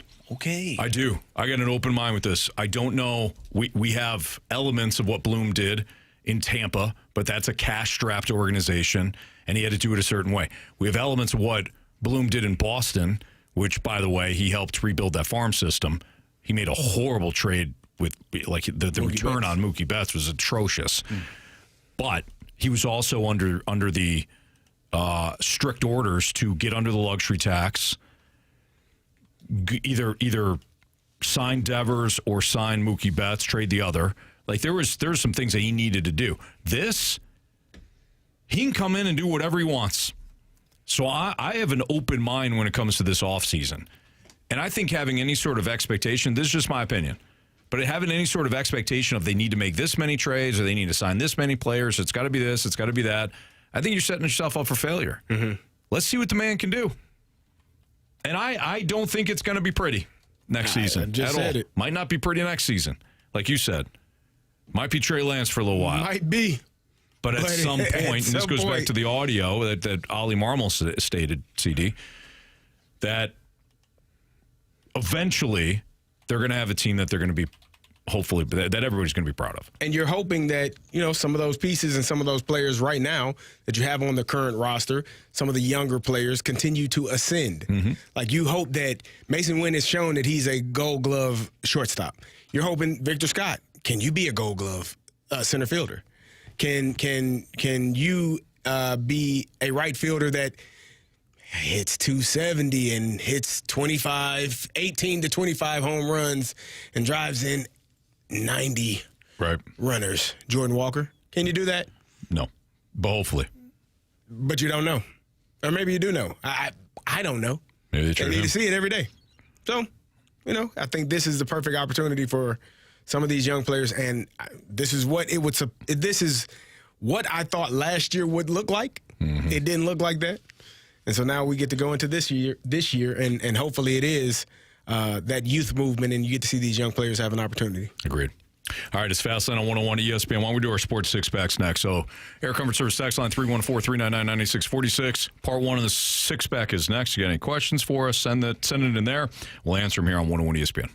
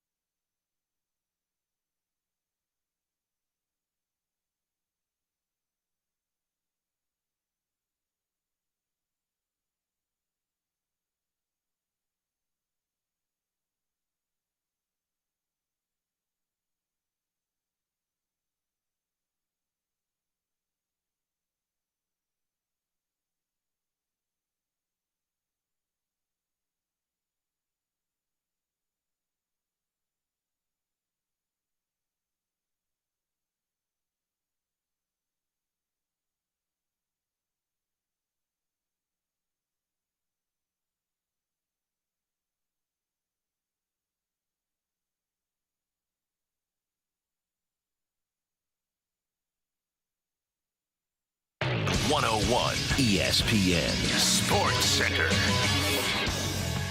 I'm Andrew Marsh. It's time for a Sports Center update driven by Johnny Londoff Chevrolet and Johnny Londoff Autoplex. The Blues take on the Boston Bruins tonight. You can listen to that game right here on 101 ESPN. Pregame starts at 6. Puck drop is at 7. Coming up next, we have part 1 of our Sports Six-Pack. So get your questions in to the Air Comfort Service text line, 314-399-9646. We'll do the Sports Six-Pack next. I'm Andrew Marsh, and this Sports Center update is driven by Johnny Londoff Chevrolet and Johnny Londoff Autoplex. See them at londoff.com. Chevy, together we drive. Are you kidding me?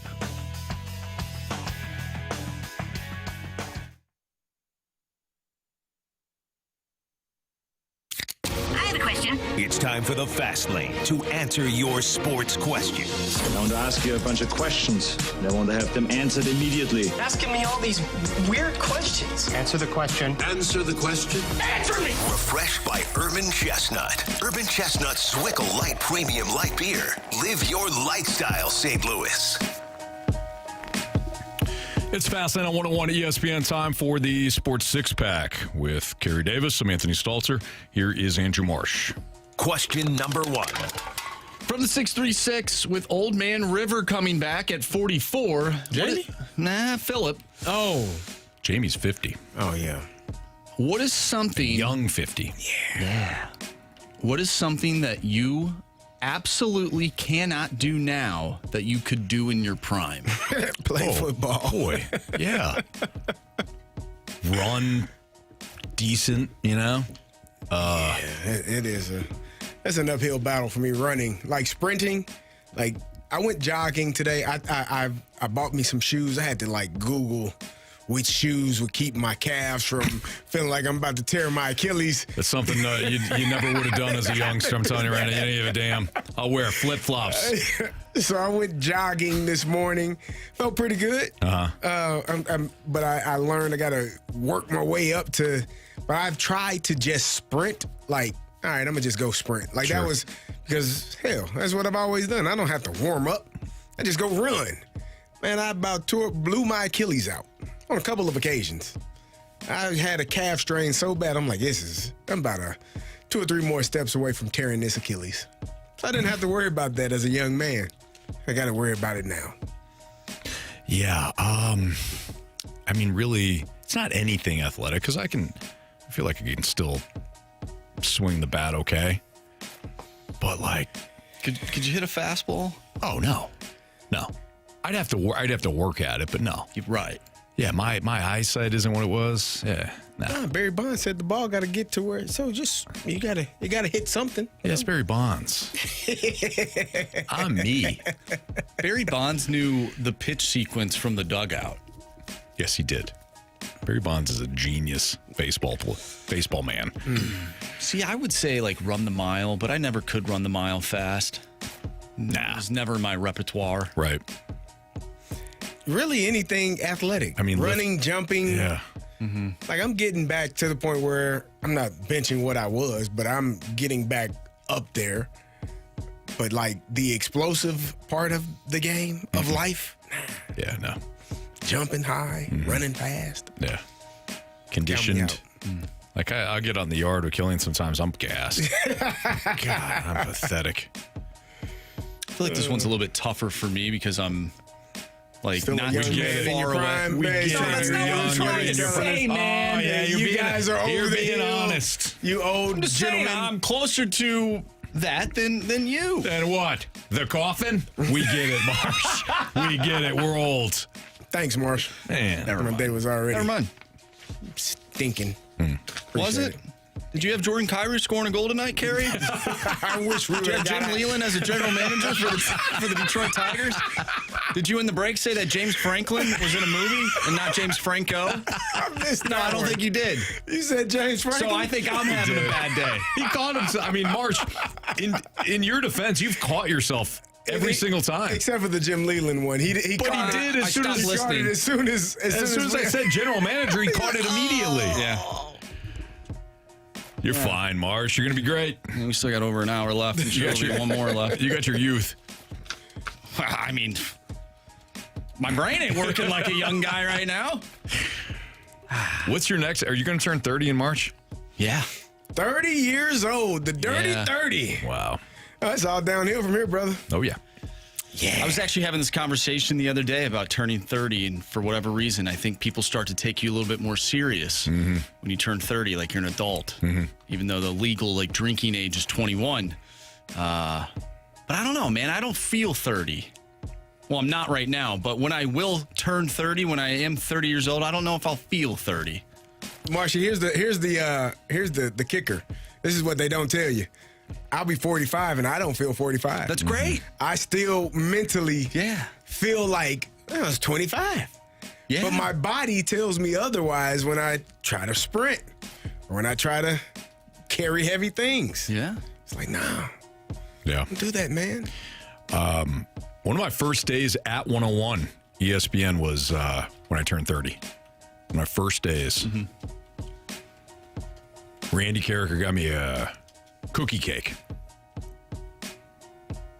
Did he? Yeah. Not the carrot cake? No, got me a cookie cake. Oh, I love good carrot cake. I love cake cookie is cake. great, I mean, too. cookie cakes are amazing. Biscuit texted and he said, "It's coming, Marsh. Never quit playing hockey. As soon as you do, you will become useless. I'm 33 and I went a couple of years without playing hockey a few times in the last 15 years, and I am fast lane useless. I feel like 12-year-old me could beat 33-year-old me in hockey."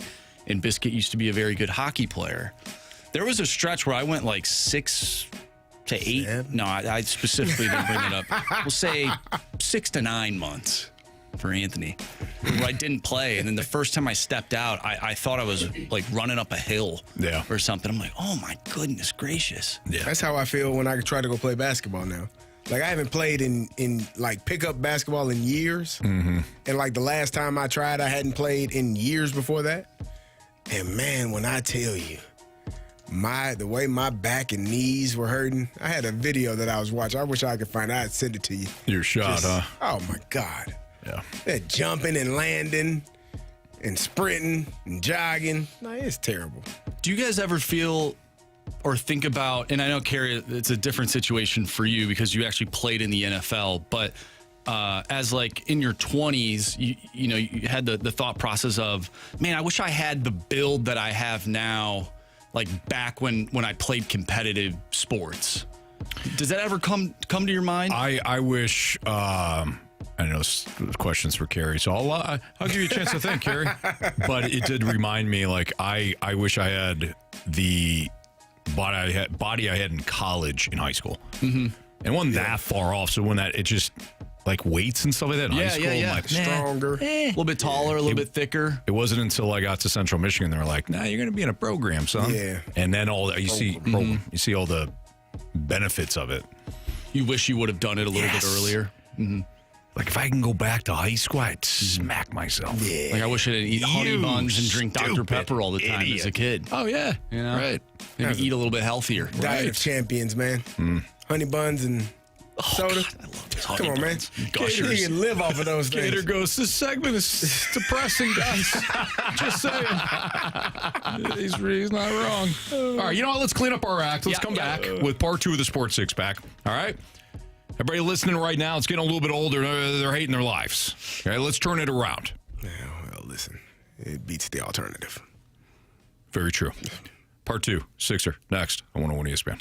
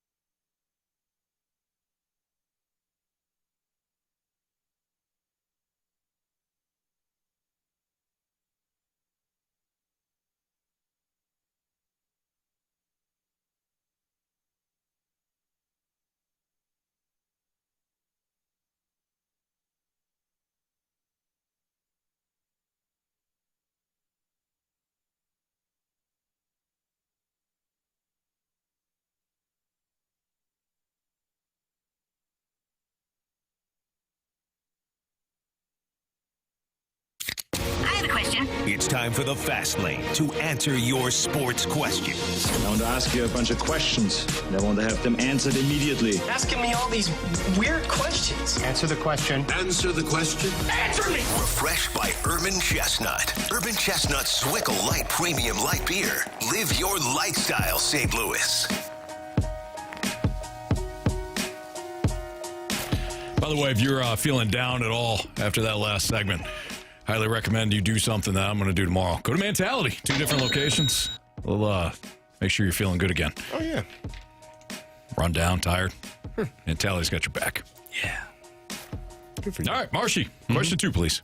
Question number 2. This could be, in 2 parts, a literally 2-question 6-pack. Because this is a good question from the 314. Okay.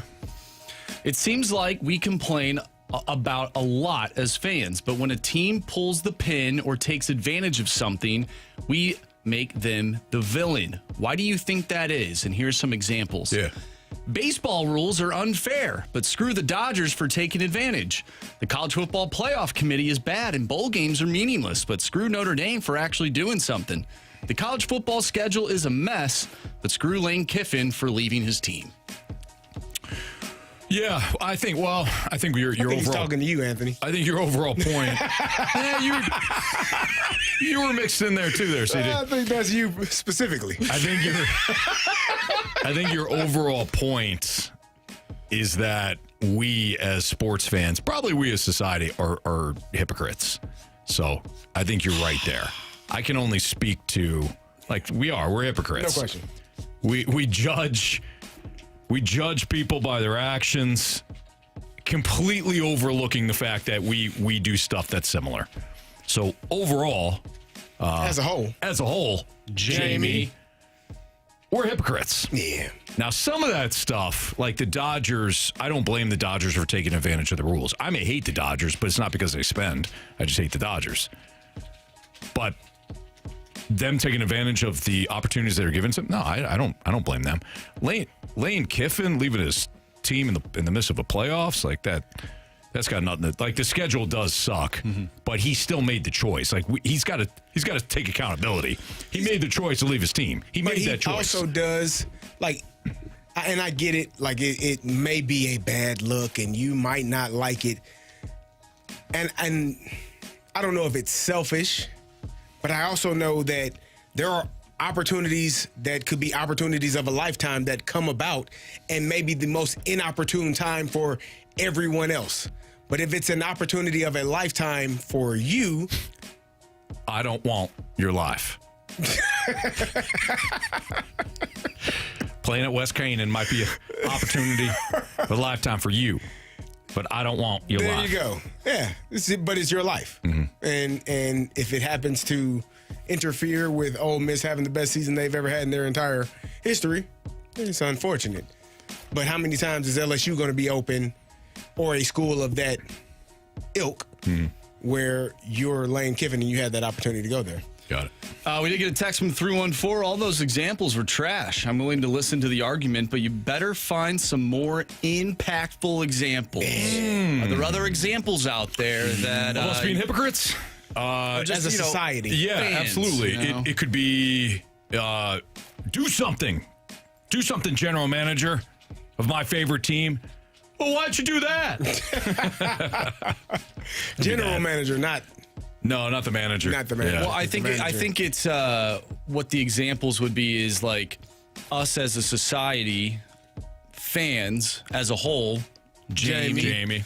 Villainize a certain team, a certain player, whatever it may be, for taking advantage of something that is stupid. Mm-hmm.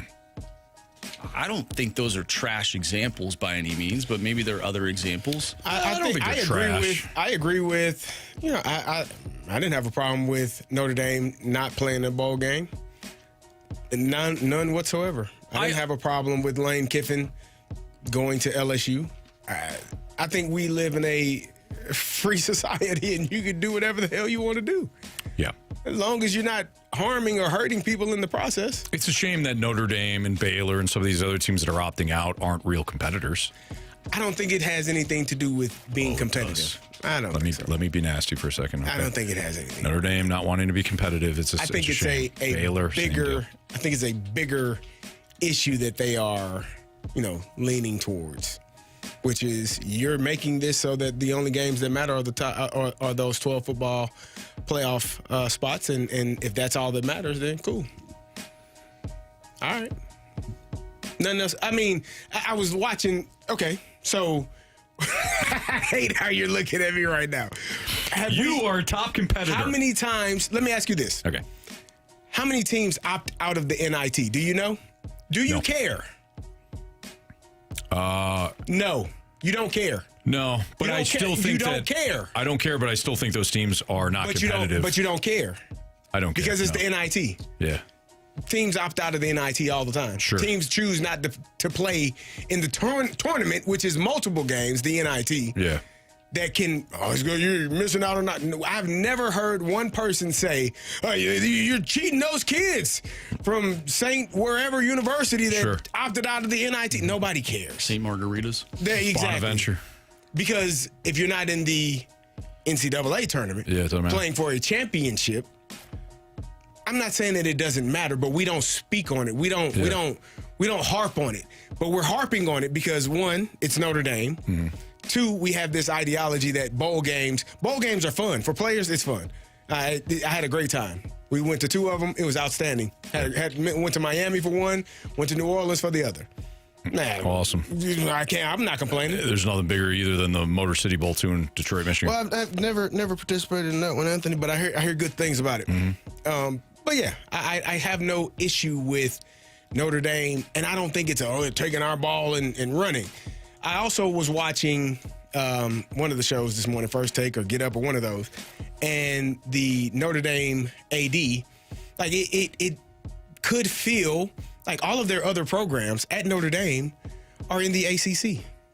So in that room where an ACC team gets in, granted that ACC team beat you, but it's really apples. I mean, those are two really good programs. Are those ACC conversations happening for Miami and not for Notre Dame? Possibly. Yeah. So you leave that into consider, like, you all went in the room and backdoored us or said the hell with us. And granted, again, Miami has all of the right to be in that because they beat you. But there are some other teams that we talked about yesterday. I don't think so. Carey, you bring up really good points. You're right, too. Great point about the NIT. I will start calling out those teams as well. Thank you. That's all I'm asking. I will not be a hypocrite. I will start calling out those teams. Call their asses out. Because I do feel as though that those teams, they don't want that smoke. They don't want that competition. Maybe not. And that head coach and the AD should be fired. I think that's a bit far. I think you can reel it back just a little bit. I want winners. Okay. All right. I don't care if we're playing in the parking lot or we're playing for the national championship. I want to work with winners. I agree. So, ADs, coaches that opt out of bowls and opt out of NITs need to be fired. Why? And when they say, what's the cause? Say not being a winner. Otherwise, being a loser. Like Florida State that year when they lost all those games. They played. And didn't get their invite to the tournament. They still played that bowl game. And they got smacked, too. I mean, they got taken to the woodshed. We'll prove you wrong. I don't think they scored, did they? Are you more irritated? And Carey, obviously, you don't find it.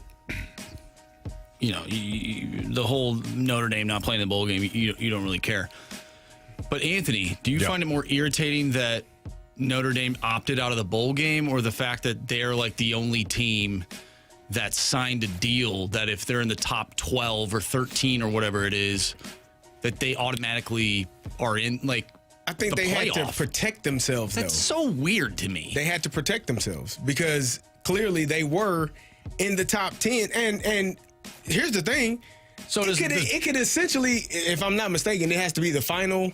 What is it? The final. They have to be ranked in the top 12. Win Because they were ranked in the top 12. Yeah, the final. Which one is the final is what I'm asking you. The one after the conference championships. Well, then they would be out again because they were out of it, weren't they? Or they were 12. Yeah, they're 12.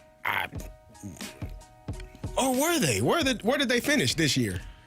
Because Tulane and James Madison are 11 and 12. Yeah, well, no, they're not. That's not where they're ranked, though. That's just the spot that they're in. So the ranking in the college football playoff. Yeah, so they were the 11th team. They're one of the first teams out with BYU. Well, yeah, the college football playoff rankings, Notre Dame was 11. Here's you asked me know what they're going to do next year? They're going to be in it. No, if it's that, they'll put them at 13. So you didn't really. I don't think they'll put Notre Dame. If it boils down to the same situation, and you don't think that Notre Dame is supposed to be in, or you have to have them out, if it's a similar situation, when they do the rankings, why wouldn't they just put them at 13? Carey, they could. They'll be in the top 10. If you look at their schedule, I just can't see them losing a lot of games. They didn't lose a lot of games this year. I'm not going to cry for a program that is just given damn near everything they've wanted. Like, are we really we're crying foul? Yeah, they got screwed. Because they're not in a conference. That's essentially why they got and to Marcy's point, that's why they signed that letter that you're speaking of. Only team in the nation that signed that letter. They're the only team in the nation. There are only two teams, I believe, that are independent teams, aren't they? Yeah, but I mean, any team could sign that, right? Like if I'm Texas, like, hey, we want that deal too. Yeah, Texas ain't gonna get that deal. Oh, we want it. Why does Notre Dame get it? Because they don't have a conference. No, because they're Notre Dame. And they got screwed. Because they're Notre Dame. And we have to bow to the altar. And one time, Notre Dame got screwed. One time. And you did. If you're a Notre Dame fan right now and you're pissing and moaning, you're hating me right now, you did get screwed. But it all matters. One time you got screwed. It matters. That one time could be the one time where you win the championship. Like, there's no guarantee. Jeremiah Love is not going to be, more than likely, won't be back next year. They had an opportunity to do something last year, Carey, and save college football by beating Ohio State. Why would they didn't. Why would they save college football? Because I hate Ohio State. You know what, Anthony? Guess what else they had? They had 2 chances this year as well. Yeah, they did. They lost. How did they lose to Texas A&M? By 1 point. What happened? Couldn't field a extra point. Interesting. Yep. Boy, they showed that kid all night. They did. That felt bad. He probably feels His whole terrible. family. That kid probably feels terrible now. That camera never left that kid. He put him in different jerseys, too. Which you can do in college football because there's so many numbers that you can. They put him in. Yeah, true. They put him maybe not pennies. with the kicker. A penny over him. They put him in different pennies. Red, blue, green, didn't matter. I think that damn cameraman was on his game that night. Yeah. All right. Okay. It's Fastlane on 101 ESPN. You like Notre Dame, Anthony? I do. I do like Notre Dame. doesn't. My father loves Notre Dame. He was texting me. He loves the Yankees, too, and you rooted against them. No, I didn't. I rooted for the Yankees. Who did you root against that your father loved? Oh, the Yankees this year. Yeah, that's what I mean. I didn't root against them. I just rooted for the Mariners. You know, shameful. It's different. They didn't even play each That man other. was sitting in the parking lot waiting on you after a long day. And you wanted to beat him up for I him. didn't know who the hell he was, brother. I appreciate you, though. Sorry, Mr. Stalter, if I never told you. They're coming to town in a couple of weeks. I gotta get them up here. Yeah, bring him up. All right, it's a Fastlane on 101 ESPN. We did ask for your Blues mic drops on what you want to see, basically, to hop back on board. We'll play whatever mic drops we have, and we'll carry on that conversation next on 101 ESPN.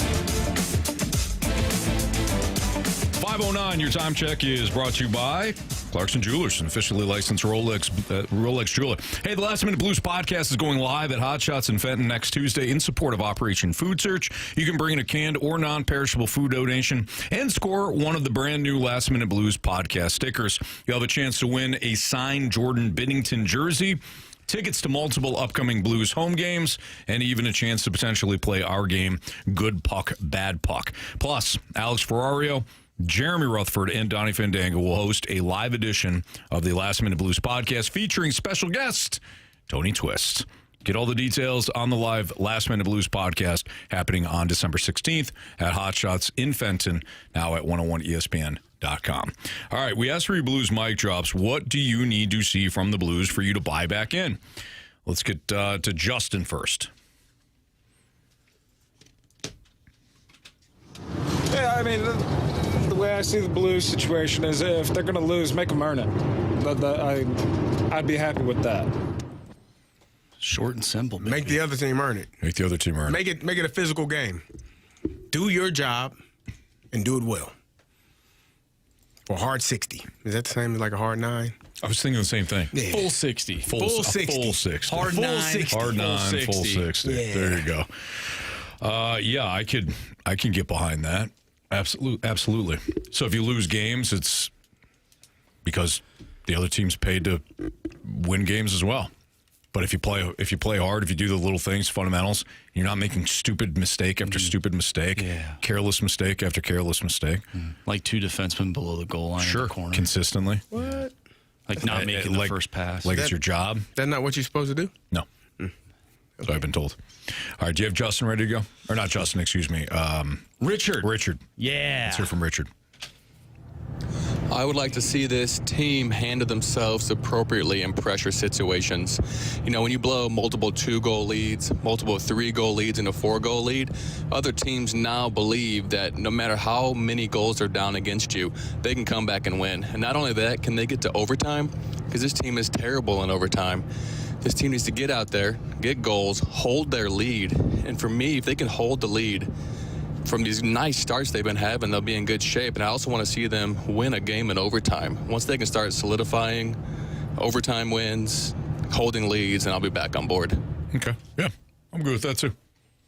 There's kind of a theme here, which is just play to your capabilities. Oh, I thought you were going to say something else. Oh, win games? Just win, baby. Yeah, that's too. That's a new phrase that I'm working on, trying out. Okay, yeah. You like it? Honestly, I'm ready to kind of get with you and have it patent, trademark it, and all that. Yeah. Just win, baby. Just win, baby. Yeah. I like it. Appreciate it. How many full 60s have you seen so far from the Blues this year? This season, 0. Last game, they I would say 0. Well, the Ottawa game I'm thinking of. Which one am I thinking of? I don't know. It's your brain. It is my brain. Montreal was Sunday. Ottawa was Saturday. I think it was Ottawa. Ottawa was 2-1. Yeah. Close game. That was the Hofer game. Yeah. Yeah. Okay. All right. I'll get it. Sure. Yeah. Sure. Yeah, he played his butt once. off, 41 saves. I mean, just out there the entire time, jumping on piles. You know what I mean? I like it. Yeah. I would love, and this isn't an every game thing, but like multiple games in a row where I don't witness this team have 1 or 2 shots for like 10 minutes straight. Like in that span, because there have been games where they'll get like a couple shots on net and then you could go buy a soda or a beer, go get some food, go to the bathroom, say hi to a friend that you ran into for the first time in 5 years, and then come back and still not have seen a shot, even though you weren't actually watching the game. I know that's a very dramatic statement, but we have seen games like that. Sure. I'd like them to go multiple games where I don't see that happening. Okay. Was that mean? No, it wasn't mean. I just feel like we're getting to the point where we're laying out a long list of criteria, but the criteria is pretty simple. Just win, baby. There you go. Just win, baby. Okay. All right. We all good? Get any more mic drops there, Marsh? No. All right. Well, moving on. We only had 2. That's I could it. refresh her real quick. I mean, you can, but no, people just won't. 2. They don't. People don't want to talk Blues. We don't want to talk Blues. Okay.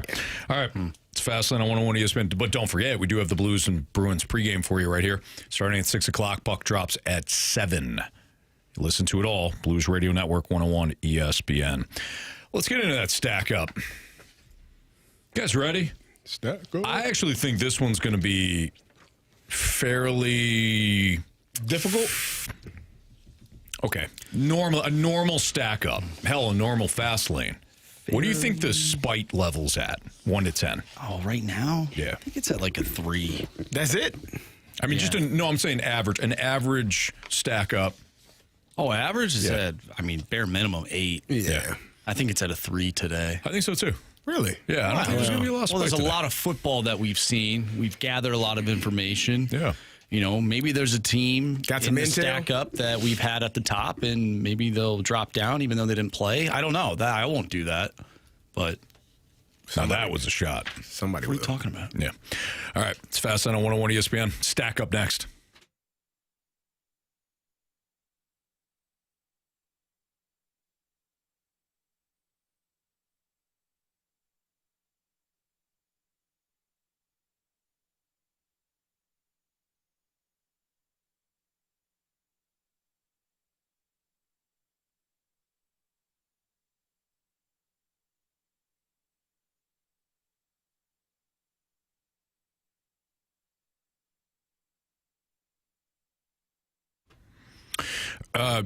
Last week, I was talking to somebody about, purchasing a car. They were interested in a car, and I said, "Well, what are you looking at? What are you thinking about?" And they're like, "Well, we kind of like the Nissan Sentra." I said, "Great, head down to Auto Center's Nissan Herculaneum. Now's the best time to take advantage of it." Saw the same person again today, and they said, "Hey, went down there, unbelievable deals at Auto Centers. In fact, they're going with something new as opposed to something pre-owned, just because the deals are that great when it comes to the 2025 new Nissans." Auto Center's Nissan Herculaneum. They've got over 1,000 vehicles. If you are shopping used, they got you covered. If you are shopping new, again, they've got great deals. Get no payments until summer of 2026 on all remaining 2025 Nissan models, or lock in 0% APR for 60 months on the 2025 Murano, 2025 Pathfinder, and the all-new 2026 Rogue. So we're talking about 5 years interest-free. I mentioned used. If you're shopping used at Auto Centers Nissan, you can get no money down and no payments for 3 months. But you got to check them out at Auto Centers Nissan and do it before the month is over with, because they're clearing all the 2025 models out so they can bring in the 2026 models. Everything's priced to move. Check them out. Plus, every new Nissan includes a lifetime warranty and a 30-day return promise. Tell them Stalter sent you. It's Auto Centers Nissan Herculaneum. Check them out online at autocentersnissan.com.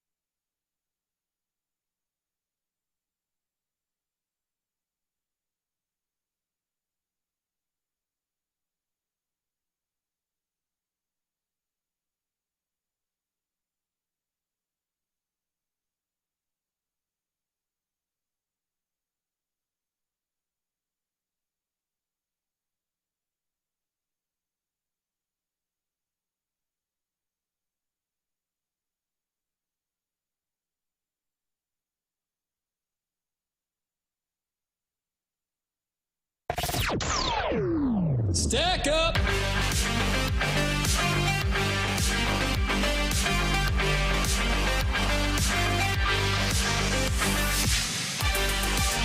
All right, time for the stack up. Our top 10 teams. Let's in the not NFL. mess this up, fellas. No. Should be easy. Should be. Don't ruin it. Watched a lot of ball. Don't ruin it like you guys did last week. Yeah, like right. you. Marsh. Talking to yourself. Yeah. Speaking of which. Yes. What was the top 10 last week? Top 10 last week, we had at number 1, the New England Patriots. Coming in at 2, the Chicago Bears. At 3, the Denver Broncos. 4, the LA Rams. At 5 is the Seattle Seahawks.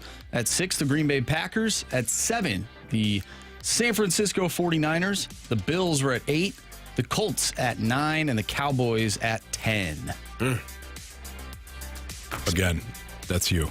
Number 2 was you, and number 10 was you. I warned you.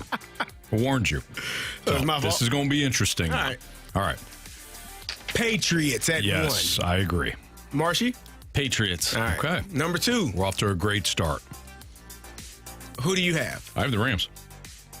I got the Broncos. No, I have the Rams. I got the Broncos. They were ahead of them last week. They should be ahead of them this week. You like because the Rams beat up on the Arizona Cardinals? At least they covered. Yeah, the Cardinals ain't even trying. Raiders aren't either. The Raiders got what they needed to get. Raiders held them to 24 points. This Broncos team. We're not saying that they have a powerful offense. They got the Rams damn do. good defense. The Rams do. Hey, unless they're playing the Carolina Panthers and Matthew Stafford's throwing it to everybody not in a Rams uniform. Those games happen. Do they? Yeah. The Packers lost to the Panthers. Dude. Don't you do that to me. Fine. Well, we have the Rams anyways. Rams. Yes. All right, 3. I'm going Packers. Over the Broncos? Yeah. Well, you just had the Broncos at 2. I just changed my mind. You officially changed my mind. I'm going to stick with my list. Okay. I got the Packers at 3. All right. Well, I have the Broncos at 3. I had the Seahawks at 3. Well, it ain't the Seahawks. No, you got recency bias because of who they just beat up on. I think they should be penalized for not winning by more. But still, this Seattle team. You watch this Packers team? Yes. Sunday night? Playing Chicago? Hey, what did I tell you last week? I said that there's going to be a team that will move up in the rankings because they played the Falcons. He had the Jets in the top 10 last week because they beat the Falcons. Guess who just beat the Falcons? That's all it is, the man. Seahawks. I told you it's recency bias. He whoever the Falcons play, he's just like, yeah, they bumped them up. That's a crap team, Anthony. You know it. I agree. So why would you bump the Seahawks up? They did what they were supposed to do. I think they're better than the Broncos and the Packers. You think Seahawks got a good Packers? defense too. Yeah, absolutely. Yeah. Oh, so now you're on board? They got two. They got 2 good running backs. They got a stud wide receiver. So somebody has to flip here. We don't have to flip. We could just defer back to last week's ranking, which would be the Broncos at 3. Keep them where they're at. Okay. I'm good with that. Nah, whatever. That's cool. And you had them second, so. Sure. Okay. All right. Denver it is. Packers at 4. Yeah, I have the Seahawks. Thank you. I will present the Seahawks, who I had at 3. You guys don't like Jordan Love? You got a bias against J Love? No, you'll hear the Packers here in a second. But Seattle, stout defense, two good running backs. Offensive line has been very good. You trust their quarterback? Oh, it's getting to the point of the year I don't. But for now, he's played very well this season. He's going to turn into a pumpkin around week 16, 17. Jackson Smith and Jigba is uncoverable. Yeah. Until they play. The Vikings actually did a pretty good job at shutting him down.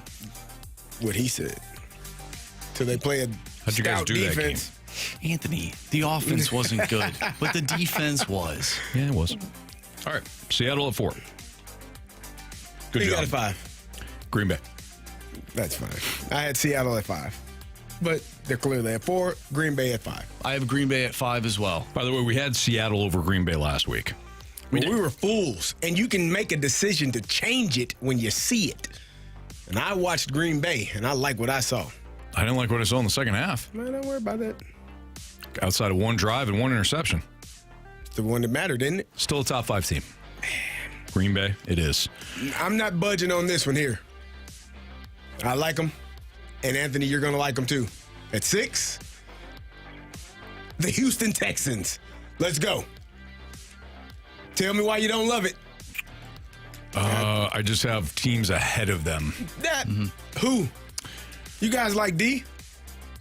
We do. We do like D. There you Absolutely. Well, for starters, San Francisco was ranked 7th last. I'm sorry, how did they play last week? They didn't play. Okay, well, then they don't. They should be punished? I didn't remember. That has happened before. It has happened before. You know what? Give me Houston. Yeah. I'm in. Wow. Yeah. I'm in. I can't be talking them up like I did before. They beat Buffalo. They beat who else? This is in Miami and Notre Dame. You know what I mean? They just beat the Chiefs. They beat the Bills. I'm not going to rank the Bills ahead of them. One of the hottest teams in the league. One of the hottest teams going. Thank you, Anthony. You got it. Thank you for Texans it is. Yeah. All right. Can I present my 7th team? Sure. Can I present the Buffalo Bills? I'm with you. I'm with you, too. I got the Bills at 7. I actually had the Bills at 6, but I had the whole Miami Notre Dame you go. thing. So, yeah. Wait, you had Buffalo at 6? I did. I did too. They beat the Bills. I think we're making the right decision. I got the Bills at 7. This is why I had the Texans in front of them because they beat them head-to-head. I actually I had Houston at 9. Actually, just a heads up. Houston at 9. They were not in the they were not in the stack up last week, so I did not put them that far ahead. I did too. And a 5 You had them at 9? Yeah. What are we doing here? No, they are. What are we doing? They beat the Bills. It's about head to head. Okay. It's about head to head. All right. Okay. Why play the game? Yeah, you're right. All right. You're right. All right, 7. I do think this should be the Niners. I don't think they should be punished. Who do we have here? I thought we had Buffalo at 7. My bad. 8. So we are punishing the 49ers. 8 is the 49ers, if that's what you want to go with. Okay. I had the Lions at 8. Nah, no. No, they're not in the top 10. They're in the top 10. No. Nope. What? Just because they beat your number 10 team doesn't mean they're our number 10 the team. Lions in the top 10? I don't. You guys are sick. No, because I think the Bears have to be still a top 10 team. Why? They are. I got them at 9. I got the Lions at 8. I still think the Bears are a top 10 team. Why? I got them at 9. Get confused sometimes, Anthony. I'm good with the Bears here at 9. Who do we have at 8? Can I say something real quick? Of course. It's a committee. The Lions beat the hell out of the Bears. When? Week 2. Okay. So when did Miami beat? Okay. This is what I want to bring up. This is what I want to bring up. We keep referencing the whole Miami Notre Dame thing. The reason why that works, the head-to-head and the whole ranking thing, is because they had the same record. The Bills have a better record than Houston. The Bears have a better record than the Lions. Yeah, but by 1 game. Yeah. Texans beat the beat the Bills. Listen, we've heard your. I'm just saying. We've heard your statements. We've heard, and we're going to keep the feet moving. We forcibly deny your request. Which is hilarious because me and you had the same line of thinking. You decided to flip. Sounds Which I'm good. allowed to do. He's a smart man. For sure. I can't be hyping up the Texans 3 segments ago and then get here and be like, man, they're only number 9. Exactly. Come on now. That's because we haven't even talked about the Bills. I thought they had a big win over the Bengals this week. They did, which is why they're appropriately ranked 7th. Okay. So who do you got at 8? 8 is... Should have been the Texans. I got, 8, we have the 49ers. Niners. Right? Who do you got at 9? Bears. Top Bears. Okay. They're still a top 10 team. You got them 9. I had them 9, but I had the Lions ahead of them. But okay, well, if you want to present the Lions, at present 10? the Lions. No, at 9 if you want to. Who do you have at 10? I have the Jaguars at 10. Well, that's what's going to be. They're leading the Niners, division. Bears, Jags. Hold on. Number 9. I don't even have the Jags on my list. I'm surprised because weren't you trying if the Lions played the Jaguars, who you taking? I'm going to go to your philosophy. If they played in the parking lot tomorrow, who would you take? In this parking lot? In this parking lot. Jacksonville. Are you kidding me? Goff can't throw in cold weather. Come on, man. So what he did in Philly. Come on, man. And that team stinks. right now. That's ridiculous. Nah. Bears at 9. Yes. I'll say aye. Aye. Jags at 10. You have the Jags too? I had Jacksonville at 8.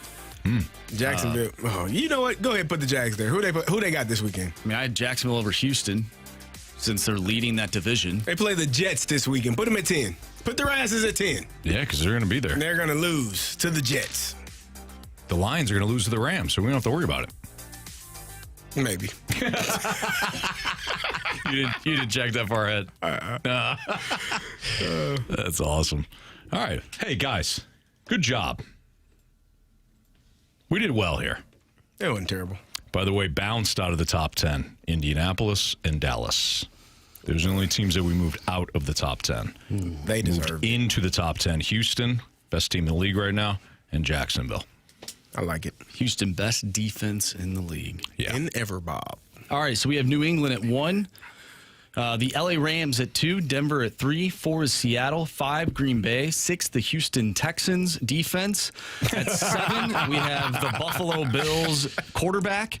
At 8 we have whoever is remaining on the 49ers. Mm-hmm. At 9 we have the running backs for the Chicago Bears and a couple of their defensive players and their head coach. And at 10 we have Jacksonville. Yeah. Duval. That's who we have at 10. That guy's quietly done a nice job. He has done a good job. I still don't trust him. I don't either, but that offense, I mean. I don't trust him at all. In all seriousness, let me look at Jacksonville here. Let's just look at some raw numbers here. They scored 36 last week against Indy, 25 against Tennessee, 27 against Arizona, 35 against the Chargers. Hell, they scored 29 on Houston. Did they beat Houston? No, they got Davis Mills. Oh, Davis Mills, yeah. The last play of the game or last drive of the game, yeah. They blew that one. They haven't scored fewer than 25 points in 6 weeks. They're playing well. They are. I give them credit. They beat Kansas City. They only lost to the Seahawks 20-12. They're a good team. Yeah. From the 618, you guys are more dysfunctional than the College Football Playoff Committee. There's no way.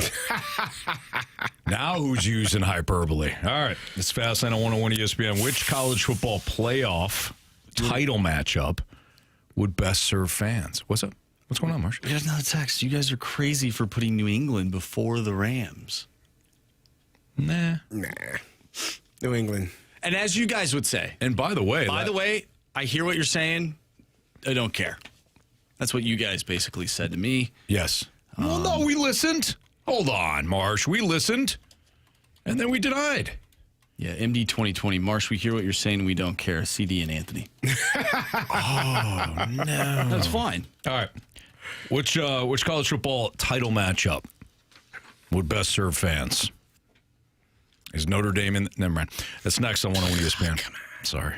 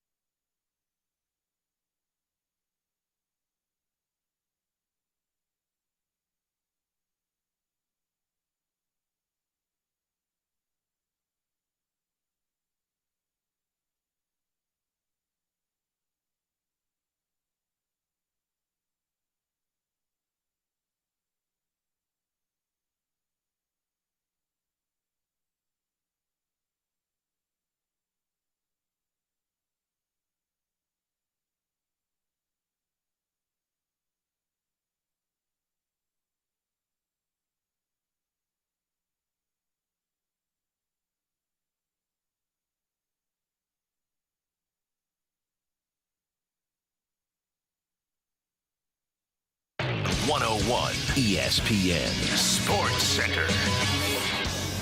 I'm Andrew Marsh. It's time for a Sports Center update brought to you by Saliga Heating and Cooling. We are less than 30 minutes from Blues pregame. Blues take on the Boston Bruins tonight. You can listen to that game right here on 101 ESPN. Like I said, pregame.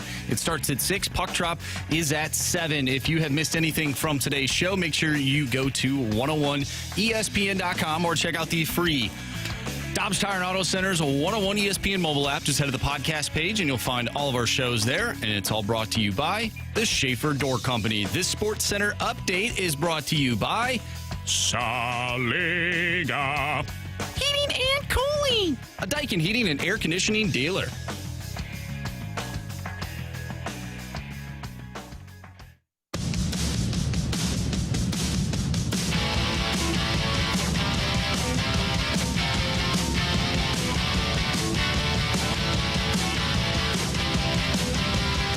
So we do have a little while before the playoffs start in college football, but I want to ask you guys, which college football title matchup do you think best serves fans? The one that is the most possible would be Indiana and Ohio State, but would a rematch serve college football fans the best? Because we just saw that game. It wasn't great. I disagree. I don't know if I want to see it again. I would love to see it again. I thought Indiana, Ohio State was a really intense matchup. The two best defenses in college football, and they played like it against two of the best offenses in college football. You didn't think it was like an instant classic, though? Nah, I didn't think it was an instant classic, but I thought it was a hard-fought game. It had kind of the back and forth. You had, big plays on both sides, and I thought it was a fun matchup, and I thought the better team ended up winning that game. And I also thought that whoever won that game would be 1 and the other one would be 2. I didn't think it would drastically change in terms of where they were seated. And then I heard some people complain, well, Georgia's supposed to... Shut up. Georgia's supposed to what? Move up. The Georgia should have been the number 2 team. Why? Because Alabama fell asleep while they were playing? They didn't even show up. Ohio State's kicker fell asleep, too. Most pivotal point in the game. That was bad. That was terrible. That was bad, man. I felt bad for that young man. Really bad. But I think Curt Cignetti is I think he's great for college football. Mm-hmm. I think it would be one of those, made for TV or made for a movie type of scenarios if Indiana goes to the championship game or is able to win it all. IU? I know. Yeah, no kidding. Like, come on, man. It is crazy. So, he's done a fantastic job. I would love to see that matchup. Is that the one you want to see? I would love to see it. That's. I don't think Texas A&M has. I don't think that they are a championship team, so I would cross them off. I could see Oregon doing something. We know Marsh doesn't want to see Oregon. Yeah, he doesn't. They got like 3,500 uniforms, and he hates all of them. Yeah. No, there's one that I enjoy. But I could see Oregon, and I don't know what Georgia is going to. I don't know how that's going to line up, but I think if Georgia plays their best game, the way that their defense plays, I could see them making it as well. So, but I think the best matchup, in my opinion, would be IU and Ohio State again. Yeah, I feel like that's a good one. I would like to see Indiana and Georgia, little Big Ten versus SEC. We can see who the better conference is. Once and for all. Once and for all, exactly. I'd like to see Texas Tech play. I don't know if the rest of the nation would like to see that. They're not that big of a draw compared to the other teams by any means. They're a really good team, though. Like a solid team. Yeah. Top to bottom. I wouldn't mind seeing Texas Tech. Not one bit.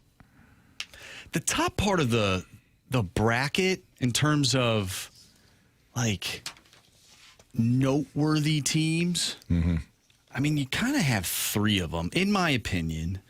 Alabama, Oklahoma, Oregon. Like, those are the teams that have, Whereas on the bottom half, Georgia, Miami, although they haven't really done anything in the last 20 years. Ohio State. Just made the playoffs. Well, yeah, they did that. You get what I'm saying. I think it'd be cool if Miami played Ohio State in the Cotton Bowl. Mm-hmm. Like, that'd be cool if maybe that was like a Final Four matchup rather than a quarterfinal because of what happened in the past between those two teams. Sure. Right?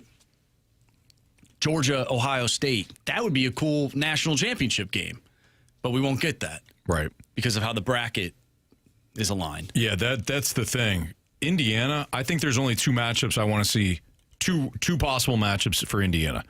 It's either Ohio State or Georgia. Mm-hmm. Like, I don't know how interested I am in. I mean, it's a national championship game. I'd be interested. Like, I've been on the Texas A&M bandwagon all season. Yeah. But the way that they have kind of stumbled toward the finish line here, I'm less intrigued by Indiana and Texas A&M. But that'd be kind of the cutoff for Indiana. Like Indiana, Miami, not really.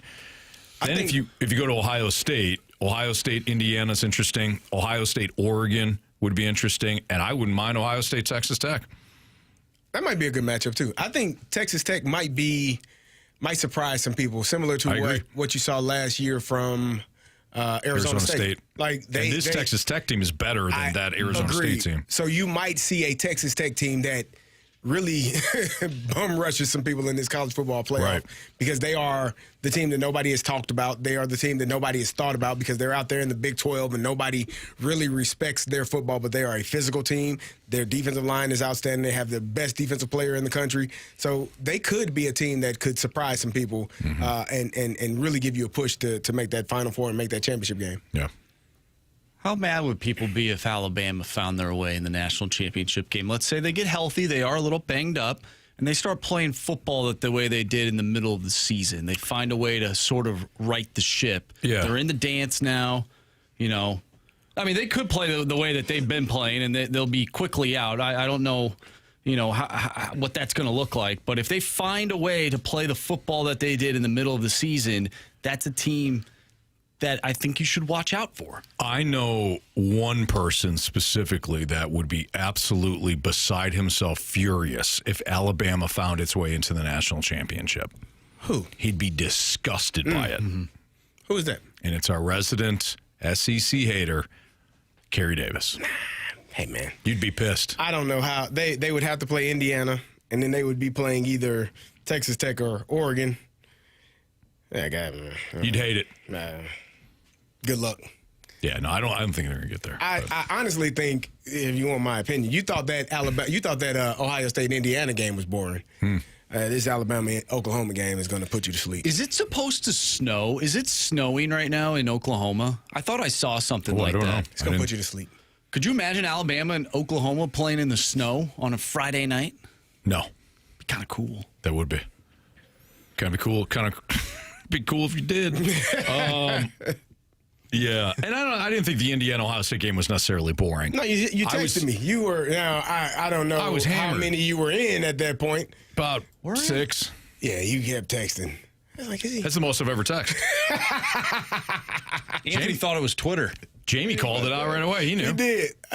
When he said knew I was laughing. a couple of old fashions in. Yeah. So keep going, buddy. But yeah, I was not happy. Yeah.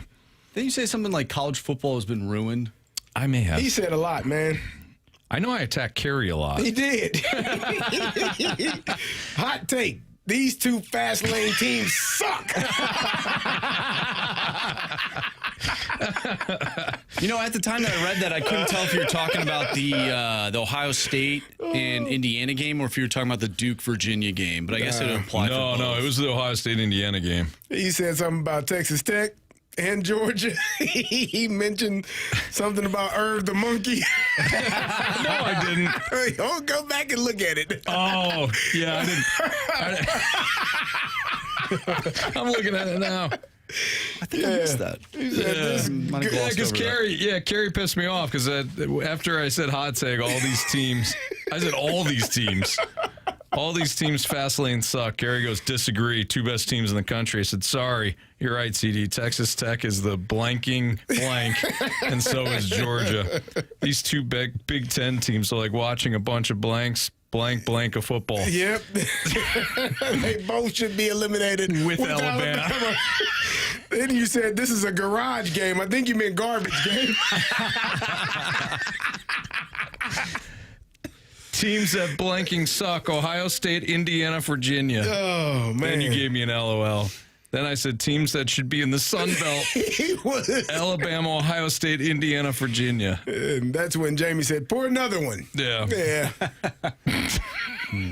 I think Miami, Alabama national championship would be funny. Have you gone back and read this? I've never. Dude, I said any MAC team beat the blank out of these imposters. Buffalo 34, Indiana 3. Akron 23, Ohio State nothing, and Fire Up Chip 72, Ohio State -7. That's when I just gave him this laughing, crying emojis like, yeah. -7. Yeah, it's tough. That's almost impossible unless you're Jalen Hurts in fantasy football. Oh, ouch. That wasn't that bad. We'll wrap up the show next on 101 ESPN.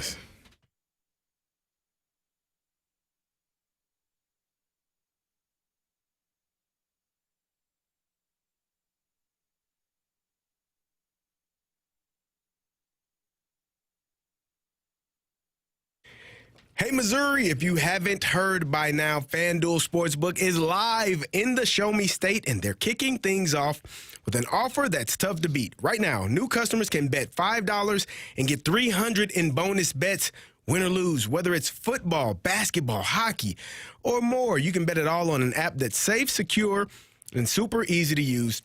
So download FanDuel today or head to FanDuel.com/Missouri to join the excitement. Maybe you want to look at this Miami versus Orlando basketball game. Bam Adebayo, take him over in the rebounds. Tyler Hero over in three-pointers made. Your choice, because Missouri, it's time to play your game with FanDuel. 21 plus and present in Missouri. Gambling problem? Call 1-800-GAMBLER. First online real money wager only. $5 first deposit required. Bonus issued as non-withdrawable bonus bets that expire 7 days after receipt. Restrictions apply. See terms at sportsbook.fanduel.com.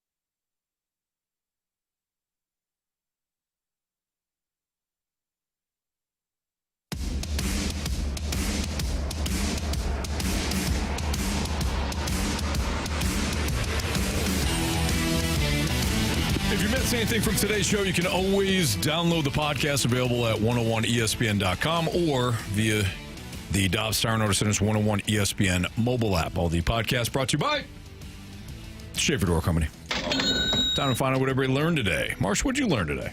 I learned that I need to listen more. I need to listen more, and I need to stop confusing myself. Because when I do, I end up putting players who are injured into the Blues lineup. So we're going to not do that. We're going to try to not do that anymore. Hey, that's tough, Marsh. That is. That's tough. But you know what? I thought you finished strong today. You caught yourself. Thank you. Good for you. Carey, what'd you learn? I learned that the playoff committee might have had a tougher time than we think. Yeah. Yeah, we can't even, we're struggling here. Sure. On the stack up every Correct. Tuesday. Mm-hmm. It's probably a tough task for those fine men and women. Yeah. However, they still blew it. However, do better. Please and thank you. Yeah. I learned that I should go back through my text messages more to see what I said to my coworkers when I've been drinking. Oh, that was hilarious. Some funny stuff. It was funny, man. Yeah. At what point did you know I was hammered? When Jamie put the have another makers, and put the glasses on there, I was like, then you knew. It hit me. I was like, oh, okay. Yeah, because when you said kept going, I was like, oh yeah, he is. Because when you said I disagree, you had no idea. I had no idea. Yeah. I thought you were just talking ball, man. No. Yeah. I was talking ball through 3 or 4 or 5 whiskeys. Yeah, you were a little tipsy. Go ahead, Marsh. It's time for the Fast Lane's 3 Stars of the Day, presented by Circus Sports. No bet fees ever with the world's largest sports book. Now at your fingertips in Illinois and Missouri. All right, real quick here. 3rd star of the day, Phillip Rivers for old man coming River. back. 2nd star of the day goes out to the Hard 9 in full 60. Yes. And 1st star of the day goes out to Garage Games. Yeah, love it. Blues Bruins pregame starting in about 5 minutes. For Jamie Rivers, for Andrew Marsh, for Carey Davis, I'm Anthony Stalter. See ya.